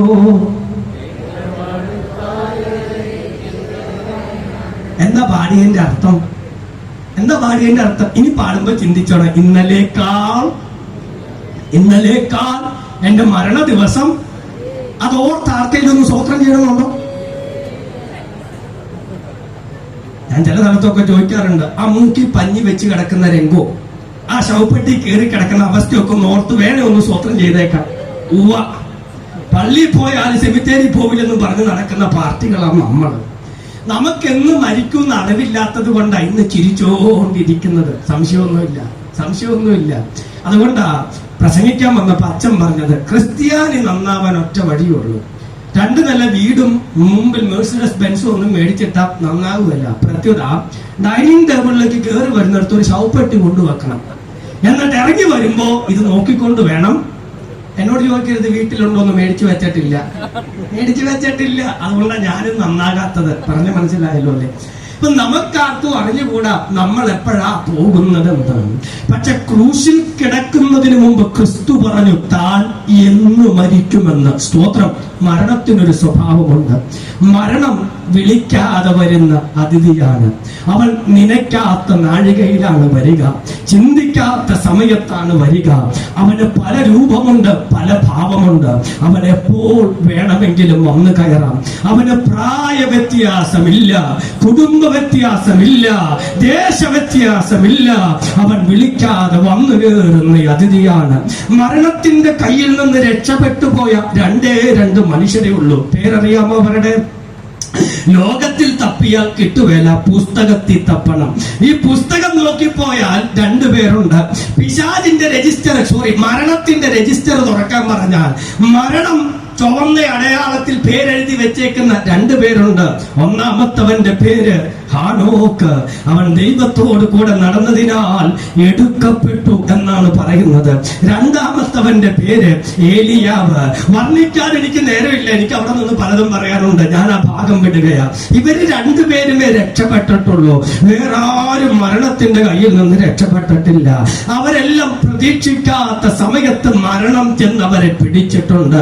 പക്ഷെ ശ്രദ്ധിക്കണേ, ഈ ക്രൂശിൽ കിടക്കുന്നവന്റെ അധികാരം എന്താണെന്നറിയാമോ? മരണമല്ല യേശു എപ്പോൾ മരിക്കണമെന്ന് നിശ്ചയിച്ചത്. പ്രത്യുത യേശുവാണ് നിർണയിച്ചത് താൻ എപ്പോൾ മരിക്കണമെന്ന്. സ്തോത്രം. ഇവിടെ ഇരിക്കുന്ന ദൈവമക്കൾക്ക് അർത്ഥം മനസ്സിലായോ?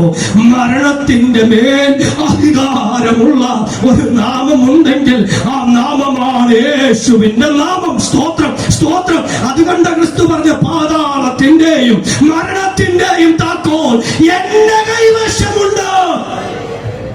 മരണം പേടിക്കുന്ന ഒരു പേരുണ്ടെങ്കിൽ ആ പേര് യേശു എന്ന നാമമാണ്. സ്തോത്രം. അങ്ങനെ ഞാൻ പറയുമ്പോ ഞാൻ കണ്ടിട്ടില്ല, പക്ഷെ ഞാൻ കണ്ട ഒരാളെ കുറിച്ച് പറയാം. മിഷൻസ് ഇന്ത്യ രാജസ്ഥാൻ മിഷൻ ഫീൽഡിൽ കോദ്രാ ഭായ് എന്ന് പറയുന്ന ഒരു സഹോദരനുണ്ട്. ഉള്ള ആളുടെ കാര്യം നടന്ന സംഭവമാട്ടോ ഈ പറയുന്നത്. ഇതൊന്നും ഞങ്ങൾ എക്സാജറേറ്റ് ചെയ്യുന്നതല്ല. നിങ്ങൾക്ക് ഇനി സംശയം ഉണ്ടെങ്കിൽ മിഷൻസ് ഇന്ത്യ വന്ന് അന്വേഷിക്കാം. ഞങ്ങൾ 572 മിഷണറിമാരുണ്ട്. ഞങ്ങളുടെ പ്രിയപ്പെട്ട ബാബുജാൻ ജോച്ചെറിയൻ സാർ അതിന് നേതൃത്വം കൊടുക്കുന്നു. അപ്പോ ഈ കോദ്രാ ഭായ് എന്ന സഹോദരൻ രാജസ്ഥാൻകാരനാണ്, മീന ട്രൈബുകാരനാണ്. ജീവിതത്തിൽ സ്വസ്ഥതയില്ലാതെ വന്നപ്പോ ദൈവമക്കള് മിഷണറിമാര് പോയി പ്രാർത്ഥിച്ച് സൗഖ്യം വന്ന് ക്രിസ്തുവിൽ വിശ്വസിച്ച മനുഷ്യനാണ്. അദ്ദേഹത്തിന്റെ വീട്ടിൽ ഒരു കൂട്ടായ്മ തുടങ്ങി. അദ്ദേഹത്തിന് ഭയങ്കര ആവേശമാണ്. നമ്മളെ പോലെ വേദപുസ്തകം ഒന്നും വായിക്കാൻ അറിഞ്ഞുകൂടാ. അതുകൊണ്ട് കേട്ടതാ പ്രസംഗിക്കുന്നത്. എന്താ മിഷണറിമാര് പ്രസംഗിക്കുക? അവരിപ്പോ ഈ പറഞ്ഞ പോലെ തിയോളജി ഒന്നും പ്രസംഗിക്കുകയല്ല. എന്താ പ്രസംഗിക്കുക? യേശു രോഗികളെ, നിങ്ങൾ കേട്ടിട്ടില്ലേ പണ്ടത്തെ അപ്പച്ചന്മാരൊക്കെ എന്ന് പറഞ്ഞാൽ, യേശു രോഗികളെ സൗഖ്യമാക്കുന്നു, യേശു പാപികളെ രക്ഷിക്കുന്നു, യേശു മരിച്ചവരെ ഉയർപ്പിക്കുന്നു. ഇത് പ്രസംഗത്തിന്റെ ഭാഗമാ. ചിലപ്പോ പ്രസംഗിക്കുന്ന പുള്ളി ഇത് ചിന്തിക്കാതെയാ പറയുന്നത്, യേശു മരിച്ചവരെ ഉയർപ്പിക്കുന്നു. പുതിയ ദൈവത്തെ നാട്ടിൽ പരിചയപ്പെടുത്തി എന്നും പറഞ്ഞ് കോത്രാഭായിക്കെതിരെ ഒരു വലിയ പ്രശ്നം ഉണ്ടായി. ആ നാട്ടിൽ ഒരു കൊച്ചു പയ്യൻ മരിച്ചുപോയി. അവനെയും കൊണ്ട് ഡോക്ടർ എടുത്തു ചെന്നു. നോക്കിയ ഡോക്ടർ പറഞ്ഞു, കുടിച്ചിട്ടോ മരിച്ചിട്ട് സമയമേറെയായി, ഇനി പോസ്റ്റ്മോർട്ടം ചെയ്യണ്ട, തിരിച്ചു കൊണ്ടുപോയിക്കൊള്ളാൻ പറഞ്ഞു. കൊണ്ടുപോയ നാട്ടുകാര് എല്ലാം കൂടെ ഒരു തീരുമാനമെടുത്തു. എന്താ തീരുമാനം എന്നറിയാമോ? ഒരു പുതിയ ദൈവത്തെ പരിചയപ്പെടുത്തിയ ഒരുത്തനുണ്ടല്ലോ നാട്ടിൽ, അവനാ പ്രസംഗിച്ചത് യേശു മരിച്ചവരെ ഉയർപ്പിക്കുമെന്ന്. അവന്റെ അടുക്കൽ കൊണ്ടുപോകണം, അവന്റെ പ്രസംഗം നിർത്തണം. ഈ കുഞ്ഞിനെയും കൊണ്ട് കോത്രാഭായിയുടെ അടുക്കൽ വന്നു. എന്നിട്ട് കോത്രാഭായിയോട് അവര് പറഞ്ഞൊരു മറുപടി ഉണ്ട്, ഇവൻ മരിച്ചു, പ്രാർത്ഥിച്ച് നീ എഴുന്നേൽപ്പിക്കണം. നീയല്ലേ പ്രസംഗിച്ചത് മരിച്ചവർ പ്രാർത്ഥിച്ചാൽ എഴുന്നേൽക്കുമെന്ന്? നീ പ്രാർത്ഥിക്കണം. ഇവൻ എഴുന്നേറ്റില്ലെങ്കിൽ നിന്നെയും നിന്റെ കുടുംബത്തെയും കത്തിച്ചു കളയുമെന്നോ. സ്തോത്രം. എന്റെ ആവേശത്തിൽ പറഞ്ഞതല്ല, അവര് കോത്രാഭായിയോട് പറഞ്ഞ മറുപടിയാ ഞാൻ നിങ്ങളോട് പറഞ്ഞത്. നിങ്ങൾ കേൾക്കണേ, സെമിനാരിയിൽ എങ്ങാനും കോത്രാഭായി പഠിച്ചിരുന്നെങ്കിൽ മുമ്പിലത്തെ വാതിൽ അടച്ചിട്ട് പുറകിലത്തെ വാതിൽ തുറന്നു വെച്ചേനെ. കാര്യം എന്താണെന്നറിയാമോ? ഇനി പ്രാർത്ഥിച്ചിട്ട് ശരിയായില്ലെങ്കിൽ ഇറങ്ങി ഓടിയേക്കാന്ന് വെച്ചിട്ട്. പക്ഷേ വിശ്വാസം നിർമ്മല വിശ്വാസമാണ്, അറിയുന്നതാണ് വിശ്വസിച്ചത്. കൊച്ചു പയ്യനെ കൊണ്ട് മുറിക്കകത്ത് കയറി 1.5 മണിക്കൂർ കഴിഞ്ഞപ്പോ കോത്രാഭായ് പുറത്തു വന്നു. ഒറ്റയ്ക്കല്ല വന്നത്, മണിക്കൂറുകൾക്ക് മുമ്പ് മരിച്ചുപോയെന്ന് ഡോക്ടർ സാക്ഷ്യം ചെയ്ത കുഞ്ഞ് ജീവനോടെ കോത്രാഭായിയുടെ കരം പിടിച്ച് നടന്നു വന്നു. സ്തോത്രം, സ്തോത്രം. ഇത് കുമ്പനാട് നിന്ന് ആവേശത്തിന് വേണ്ടി പറഞ്ഞതല്ല. നിങ്ങൾക്ക് വരാം, ആളെ കാണിച്ചു തരാം. അന്ന് പന്തം കത്തിച്ചു വന്നവരും തല്ലാൻ വന്നവരും ഇന്ന് കോത്രാഭായിയുടെ പള്ളിക്കകത്തിരുന്ന് യേശു നാമത്തെ ആരാധിക്കുന്നുണ്ട്. അതുകൊണ്ടാണ് ഇന്ന് രാത്രി ഞാനും വിളിച്ചു പറയുന്നത്, മരണത്തെ ജയിച്ച ഒരു നാമമുണ്ടെങ്കിൽ, പാതാളത്തെ ജയിച്ച ഒരു നാമമുണ്ടെങ്കിൽ, ശത്രുവിന്റെ തല തകർത്ത ഒരു നാമമുണ്ടെങ്കിൽ, ജയവേരി മുഴക്കുന്ന ഒരു നാമമുണ്ടെങ്കിൽ അതാണ് യേശുവിന്റെ നാമം. ഹല്ലേലൂയ. സ്തോത്രം, സ്തോത്രം. എങ്ങനെ മരിക്കണമെന്നും എപ്പോൾ മരിക്കണമെന്നും നിശ്ചയിച്ചവനാണ് ക്രിസ്തു. സ്തോത്രം. വാക്കുകളെ ഉപസംഹരിക്കട്ടെ. ഹല്ലേലൂയ. എന്റെ ശബ്ദം നിങ്ങൾക്ക് അലോചനമായിട്ടുണ്ടെങ്കിൽ എന്നോട് ക്ഷമിക്കണം. എന്റെ ശരീരത്തിൽ ഏറ്റവും എനർജി ഉള്ള സാധനം എന്റെ തൊണ്ടയാണ്. അതുകൊണ്ടാണ് എന്റെ പ്രസംഗം വരുമ്പോ ശബ്ദം കൂടുന്നത്. എനിക്ക് മാറി പ്രസംഗിക്കാൻ അറിഞ്ഞുകൂടാ, അതെന്റെ വലിയ പരാജയമാണ്. അപ്പൊ ഞാൻ ചിലരോടൊക്കെ പറയും, പാർട്ടി പ്രസംഗം നടത്തുമ്പോൾ എന്ന് വെച്ചാൽ ഈ പാർട്ടിക്ക് വേണ്ടി പ്രസംഗിക്കുന്നവരുടെ ആവേശം കാണണം. എന്തൊരാവേശമാ! അവരുടെ പ്രസംഗം കാണുമ്പോൾ ഞാൻ പറയും, മരണത്താൽ മാറും അധിപരിൻ പിൻപേ പോയവർ ലജ്ജിക്കുമ്പോൾ നാം അവൻ നാമത്തിൽ ജയ് വിളിക്കും. മനുഷ്യന് വേണ്ടി പ്രസംഗിക്കുന്നവർക്ക് ഇത്ര ആവേശമുണ്ടെങ്കിൽ സ്വർഗം വിട്ടിറങ്ങി വന്ന ക്രിസ്തുവിനെ പ്രസംഗിക്കുമ്പോൾ എത്രയധികം ആവേശമാകാം. അതുകൊണ്ട് ശബ്ദം അരോചകമായെങ്കിൽ ക്ഷമിക്കണമെന്ന് പറഞ്ഞുകൊണ്ട് എന്റെ അവസാന ഭാഗത്തിലേക്ക് വരികയാ. 1, ശതാധിപൻ കേട്ട പ്രാർത്ഥന. 2, ശതാധിപൻ കണ്ട അധികാരം. 3, ക്രൂശിലെ സ്നേഹം, ക്രൂശിലെ പ്രാർത്ഥന, ക്രൂശിലെ അധികാരം, ക്രൂശിലെ സ്നേഹം. ഇത് പറഞ്ഞുകൊണ്ട് ഞാൻ എന്റെ വാക്കുകളെ ഉപസംഹരിക്കുകയാണ്. 1 യോഹന്നാൻ 3-ാം അധ്യായം 1-ാം വാക്യം എല്ലാവർക്കും അറിയാവുന്ന വാക്യമാണ്. വേണേ നമുക്ക് ഒരുമിച്ച് പറയാം. കാൺമീൻ, നാം ദൈവമക്കൾ എന്ന് വിളിക്കപ്പെടുവാൻ പിതാവ് നമുക്ക് എത്ര വലിയ സ്നേഹം നൽകിയിരിക്കുന്നു. സ്തോത്രം. ദൈവ സ്നേഹത്തെ കുറിച്ച് വർണ്ണിക്കാൻ പറ്റാത്തത് കൊണ്ട് എഴുത്തുകാരനായ യോഹന്നാൻ പറയുക, പിതാവ് നമുക്ക് എത്ര വലിയ സ്നേഹം. ഈ ദൈവ സ്നേഹത്തിന്റെ പ്രത്യേകത പറയുമ്പോൾ ദൈവത്തിന്റെ പ്രത്യേകത പറയണം. എന്താ ദൈവത്തിന്റെ പ്രത്യേകത? ദൈവം മുന്നറിവുകളുള്ള ദൈവമാണ്. സ്തോത്രം. എന്ന് വെച്ചാൽ യെശയ്യാ പ്രവാചകന്റെ ഭാഷയിൽ പറയാം. യെശയ്യാ പ്രവാചകന്റെ പുസ്തകം 46-ന്റെ 10-ാം വാക്യത്തിൽ പറയാം, ആരംഭത്തിങ്കൽ തന്നെ അവസാനവും പൂർവകാലത്ത് തന്നെ മേലാൽ സംഭവിപ്പാനുള്ളതും ഞാൻ പ്രസ്താവിക്കുന്നു. എന്താ ദൈവത്തിന്റെ പ്രത്യേകത? ദൈവത്തിന് ആരംഭത്തിങ്കൽ തന്നെ അവസാനത്തെ കാണാൻ കഴിയും. ദൈവത്തിന് തുടക്കത്തിൽ തന്നെ ഒടുക്കത്തെ കാണാൻ കാണാൻ കഴിയും. സ്തോത്രം. അപ്പൊ ശ്രദ്ധിക്കണേ, നമ്മുടെ ദൈവം, സ്വർഗത്തിലെ പിതാവായ ദൈവം, ആ ദൈവം മുന്നറിവുള്ള ദൈവമാണ്. ആ ദൈവമാണ് തന്റെ പുത്രനെ എങ്ങോട്ട് അയച്ചത്? ഈ ലോകത്തിലേക്ക് അയച്ചത്. അപ്പൊ ഒരു ചോദ്യമുണ്ട്, ഈ പിതാവും പുത്രനും തമ്മിലുള്ള ബന്ധം എങ്ങനെ ഉണ്ടായിരുന്നു? ചിലരെ വീട്ടിൽ നിന്ന് പുറത്താക്കുന്നത് സ്നേഹം കൂടിയിട്ടാണോ? സ്നേഹം അപ്പറേം ഇപ്പറേം രണ്ട് വീട്ടിൽ താമസിക്കുക. അപ്പൊ ചോദിച്ചു, എന്താ അവിടെ പോയി താമസിക്കാത്ത? അപ്പനും അമ്മയും പറഞ്ഞു അവർക്കൊരു പ്രൈവസി വേണ്ടേ. ഇപ്പുറത്ത് വന്ന് ചോദിച്ചപ്പോ പറഞ്ഞു, മക്കള് പറഞ്ഞു അവർക്കൊരു, രണ്ടുപേർക്കും പ്രൈവസിക്ക് വേണ്ടി രണ്ട് വീട്ടിലാ താമസിക്കുന്നത്. നാട്ടുകാരോട് ചോദിച്ചപ്പോഴാ പറഞ്ഞ് തമ്മി ചേർന്ന ശരിയാവത്തില്ലെന്ന്. ഞാൻ സെമിനാരിയിൽ ഒരു 5 വർഷം പഠിച്ച പാർട്ടിയാണ്. ഈ സെമിനാരിയിൽ 5 വർഷം പഠിച്ചുകൊണ്ടിരിക്കുമ്പോൾ പലരെ കണ്ടു. അതിലൊരു പുള്ളിയെ കണ്ടത് ഇന്നും മറന്നിട്ടില്ല. സാധാരണ സെമിനാരി വരുന്നവരുടെ കയ്യിൽ ഒരു കാര്യം നിർബന്ധമായി കാണും. എന്താന്ന് പറയാമോ? കേട്ടില്ല. കൺവെൻഷൻ ആയതുകൊണ്ട് ഉത്തരം ഒന്നും ശരിയാവുന്നില്ലെന്ന് തോന്നുന്നു. ബൈബിള് മിനിമം ബൈബിള് കൊണ്ട് വേണം വരാൻ. പക്ഷെ ഇവൻ വന്നത് 5 മൊബൈൽ ഫോണും കൊണ്ടാണ്. 5 മൊബൈൽ ഫോണും ടീച്ചേഴ്സ് പിടിച്ചു. കാര്യം മൊബൈൽ ഉപയോഗിക്കാൻ പാടില്ല. 5ഉം പിടിച്ച കുറച്ച് കഴിഞ്ഞപ്പോ അവന്റെ ബാഗിൽ നിന്ന് 6ാമത്തതും പിടിച്ചു. പിടിച്ചെന്ന് മാത്രമല്ല 24 സിം കക്ഷിയുടെ കയ്യിലുണ്ടായിരുന്നു. കയ്യില് വേറെ പുസ്തകമൊന്നുമില്ല. ഞാൻ ചോദിച്ചു, നീ എന്തിനു വന്നതാ? മലയാളിയാണ് കേട്ടോ, അതും കൂടെ പറയണ്ടല്ലോ. നീ എന്തിനു വന്നതാ? അപ്പൊ പറഞ്ഞു, നാട്ടിൽ നിക്കക്കളി ഇല്ലാത്തത് കൊണ്ട്. അങ്ങനെ സെമിനാരി വരുന്നവരൊക്കെ ഉണ്ട്. നാട്ടിൽ നിക്കക്കള്ളി ഇല്ലാത്തത് കൊണ്ട് വന്നത്. സ്വർഗത്തിൽ നിക്കക്കള്ളി ഇല്ലാത്തത് കൊണ്ടല്ല ക്രിസ്തു ഇങ്ങോട്ട് പോകുന്നത്. തെറ്റിദ്ധരിക്കരുത്. എന്തുകൊണ്ടാ ക്രിസ്തു വന്നത്? ഈ ക്രിസ്തുവും പിതാവും തമ്മിലുള്ള ബന്ധം. യോഹന്നാന്റെ കയ്യാൽ സ്നാനമേറ്റ് യോർദാൻ കടവിലേക്ക് കയറി വരുമ്പോൾ സ്വർഗം തുറന്നു. സ്വർഗത്തിൽ നിന്നൊരു ശബ്ദം കേട്ടു, ഇവൻ എന്റെ പ്രിയ പുത്രൻ, ഇവനിൽ ഞാൻ പ്രസാദിച്ചിരിക്കുന്നു. 2 തവണ സ്വർഗം തുറന്നു. സ്വർഗം പറയുകയാ, ഇവൻ എന്റെ പ്രിയപുത്രൻ, ഇവനിൽ ഞാൻ പ്രസാദിച്ചിരിക്കുന്നു. ഈ അപ്പനും മകനും തമ്മിലുള്ള ബന്ധം പിരിയാൻ പറ്റാത്ത ബന്ധമാണ്. അതുകൊണ്ടാണ് മഹാപുരോഹിത പ്രാർത്ഥനയിൽ കർത്താവ് പ്രാർത്ഥിക്കുന്നത്, പിതാവേ, പൂർവകാലങ്ങളിൽ നീ എന്നെ മഹത്വീകരിച്ചതുപോലെ ഇനിയും എന്നെ മഹത്വീകരിക്കണമെന്ന് പുത്രൻ പ്രാർത്ഥിക്കുന്നതിന്റെ കാര്യം, ഇവർ തമ്മിൽ പിരിയാത്ത ബന്ധമുള്ളവരാണ്. പുത്രനെ സ്നേഹിക്കുന്ന പിതാവും പിതാവിനെ സ്നേഹിക്കുന്ന പുത്രനും. പക്ഷെ അവിടെ ഒരു കുഴപ്പമുണ്ട്. ഈ പുത്രനെ താണലോകത്തിലേക്ക് അയക്കുമ്പോൾ ഈ പിതാവ് മുന്നറിവുള്ള പിതാവാണ്. എന്താ പിതാവിന്റെ മുന്നറിവ്?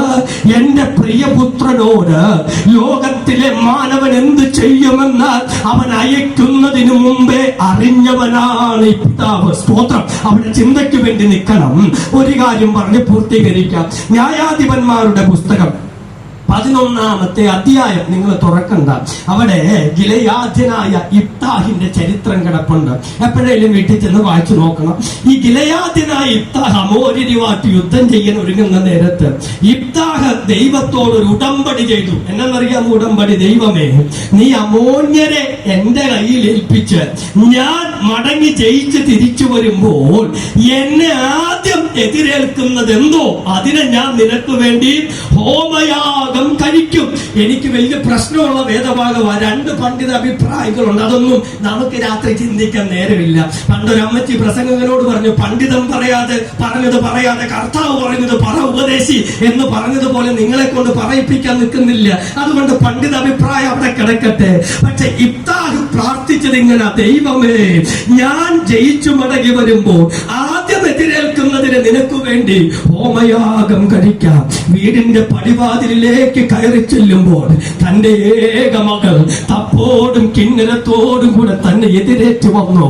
കണ്ട ഇബ്താഹ് സ്തോത്രമല്ല ചെയ്തത്, പ്രത്യേക നെഞ്ചത്തടിച്ച് ഈ അപ്പം പറഞ്ഞു, നീ എന്റെ തല കുനിയിച്ചല്ലോ എന്റെ പൈതലേ, ഞാൻ ദൈവത്തോട് സത്യം ചെയ്തു, എനിക്കത് മാറ്റിക്കൂടാ. ഒരു നിമിഷം അവിടെ ചിന്തിക്കണേ.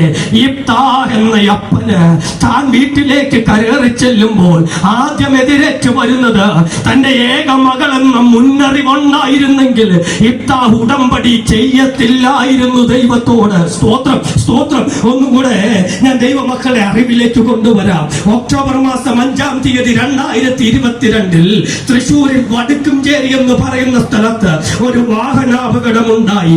അമിത സ്പീഡിൽ ഓടിയെത്തിയ ടൂറിസ്റ്റ് ബസ് KSRTC ബസുമായി കൂട്ടിയിടിച്ച് ടൂറിസ്റ്റ് ബസിന്റെ അകത്തുണ്ടായിരുന്ന 5 വിദ്യാർത്ഥികൾ, ഒരധ്യാപകൻ, KSRTC ബസിലെ 4 യാത്രക്കാർ കൊല്ലപ്പെട്ടു എന്നൊരു വാർത്ത വായിച്ചിരുന്നു. ഇവിടെ ഇരിക്കുന്ന അപ്പനമ്മമാരോട് ചോദിക്കട്ടെ, വഴിയാത്രയിൽ പോകുന്ന വഴിക്ക് മക്കൾക്ക് ഇങ്ങനൊരു അപകടമുണ്ടാകുമെന്ന മുന്നറിവ് ആ മരിച്ച കുഞ്ഞുങ്ങളുടെ പാരന്റ്സിന് ഉണ്ടായിരുന്നെങ്കിൽ അവർ ഈ യാത്രയ്ക്ക് തങ്ങളുടെ മക്കളെ വിട്ടയക്കുമായിരുന്നു. എന്താ, നിങ്ങൾ സ്വർഗത്തിലേക്ക് നോക്കണം.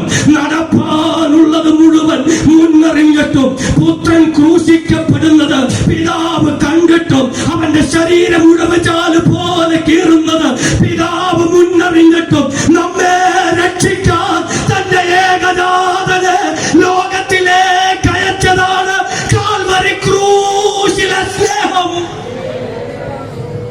Hallelujah, hallelujah, hallelujah. സ്തോത്രം. ദൈവം സ്നേഹമാണോ എന്ന് ചോദിക്കുന്നവരോട് നിങ്ങൾ ഈ പുസ്തകത്തിലെ ദൈവത്തെ പഠിക്കണം. സ്തോത്രം. ഈ പുസ്തകം എന്നെ പഠിപ്പിച്ചൊരു സത്യമുണ്ട്. ശത്രുക്കളായിരുന്നപ്പോൾ സ്നേഹിച്ച സ്നേഹമാണ്, മുന്നറിഞ്ഞപ്പോൾ സ്നേഹിച്ച സ്നേഹമാണ്. കണ്ടുനിന്ന ശതാധിപൻ വിളിച്ചു പറഞ്ഞു, ഇവൻ സാക്ഷാൽ ദൈവപുത്രൻ.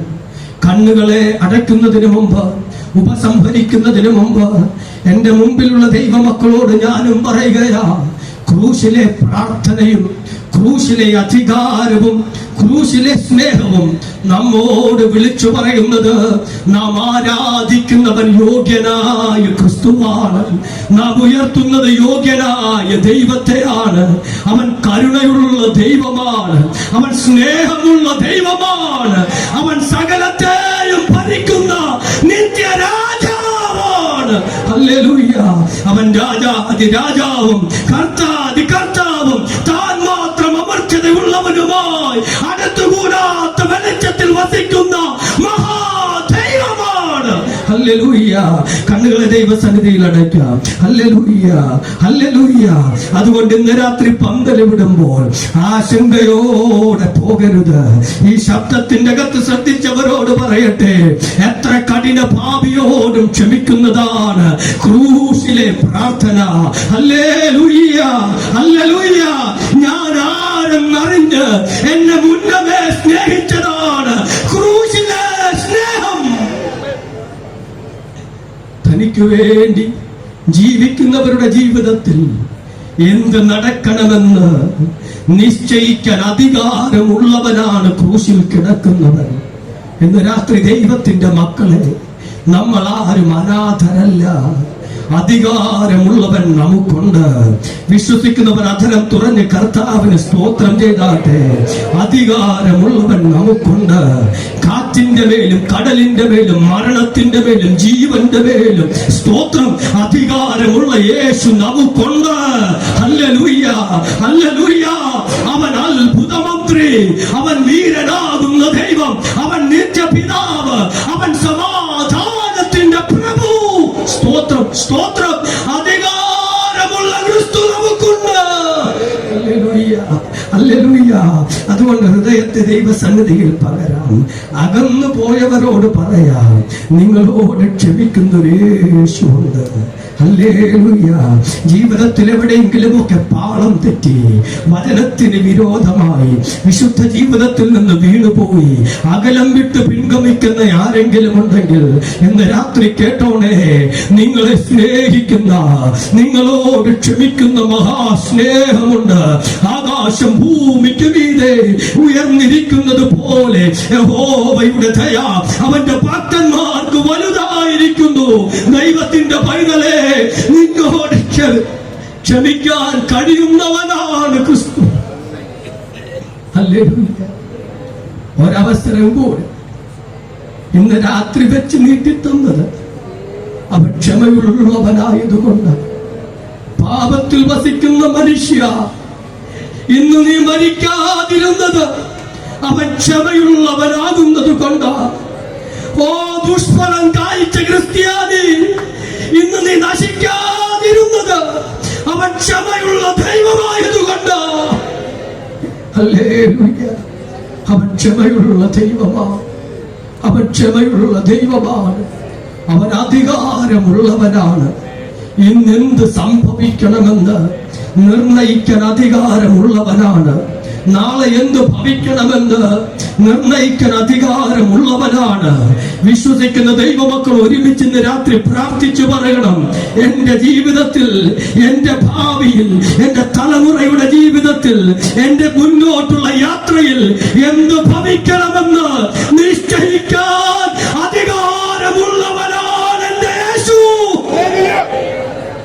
Hallelujah, hallelujah. ഇന്ന് നീ എന്നോടുകൂടെ പറുദീസയിൽ ഇരിക്കുമെന്ന് പറഞ്ഞാൽ പറുദീസ തുറക്കാൻ അധികാരമുള്ളവൻ അവനാണ്.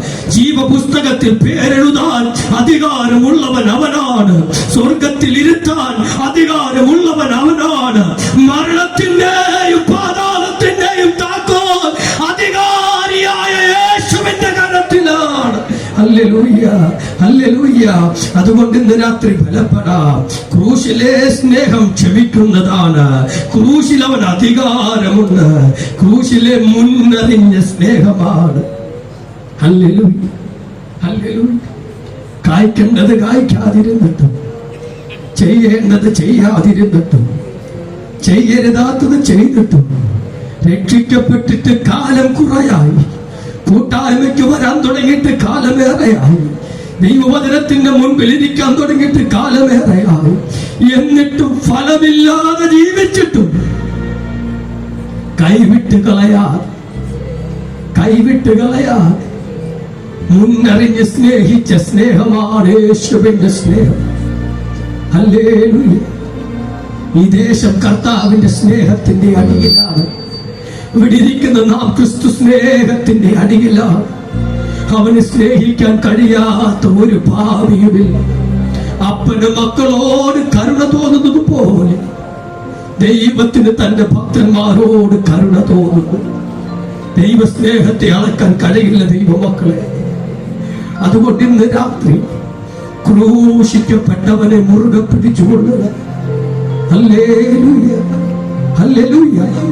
വഴിയറിയാതെ കുഴലുമ്പോൾ, ജീവിതം ചോദ്യചിഹ്നത്തിന്റെ മുമ്പിൽ എത്തി നിൽക്കുമ്പോൾ ഇന്ന് രാത്രി വചനം തുറന്നു വെച്ച് പറയാനുള്ള മറുപടി, ക്രൂശിക്കപ്പെട്ടവനെ മുറുകെ പിടിച്ചുകൊള്ളുക. ക്രൂശിക്കപ്പെട്ടവനെ മുറുകെ പിടിച്ചുകൊള്ളുക. അവൻ ദയയുള്ള ദൈവമാണ്. അവൻ കരുണയുള്ള ദൈവമാണ്. അവൻ സ്നേഹിക്കുന്ന ദൈവമാണ്. അവൻ സകലത്തിന്റെയും അധികാരിയാണ്. Hallelujah, hallelujah, hallelujah. വാഴ്ത്തപ്പെട്ട കർത്താവ്, വചനത്തിനായി നന്ദി പറയുന്നു. ഇന്നിവിടെ തകർന്നിരിക്കുന്ന ആരെങ്കിലും ഉണ്ടെങ്കിൽ, ക്രൂശിക്കപ്പെട്ടവനെ, മരണത്തിൽ നിന്ന് ഉയർത്തെഴുന്നേറ്റവനെ, പിതാവിന്റെ വലത്തുഭാഗത്തിരിക്കണേ, ഞങ്ങളോട് കരുണ കാണിക്കണമെന്ന് അങ്ങയോട് പ്രാർത്ഥിക്കുന്നു. അങ്ങയുടെ സ്നേഹം ഞങ്ങളെ പൊതിയട്ടെ. അങ്ങയുടെ ദയ ഞങ്ങളെ ചുറ്റിക്കൊള്ളട്ടെ. അങ്ങയുടെ അധികാരം ഞങ്ങളുടെ ജീവിതത്തിൽ വെളിപ്പെടട്ടെ. കർത്താവെ, അടഞ്ഞ വഴികളിൽ, ചോദ്യചിഹ്നങ്ങൾക്ക് മുൻപിൽ ക്രൂശിൽ വെളിപ്പെട്ട അധികാരം യേശുവിന്റെ നാമത്തിൽ ഞങ്ങളുടെ ജീവിതത്തിൽ വെളിപ്പെടട്ടെ. കർത്താവ്, എല്ലാ മഹത്വവും അങ്ങേക്ക് ക്രിസ്തു യേശുവിന്റെ നിസ്തുല്യ നാമത്തിൽ തന്നെ. ആമേൻ. കരങ്ങൾ ഉയർത്തി കർത്താവിന് സ്തോത്രം ചെയ്യാം. ഹല്ലേലൂയ.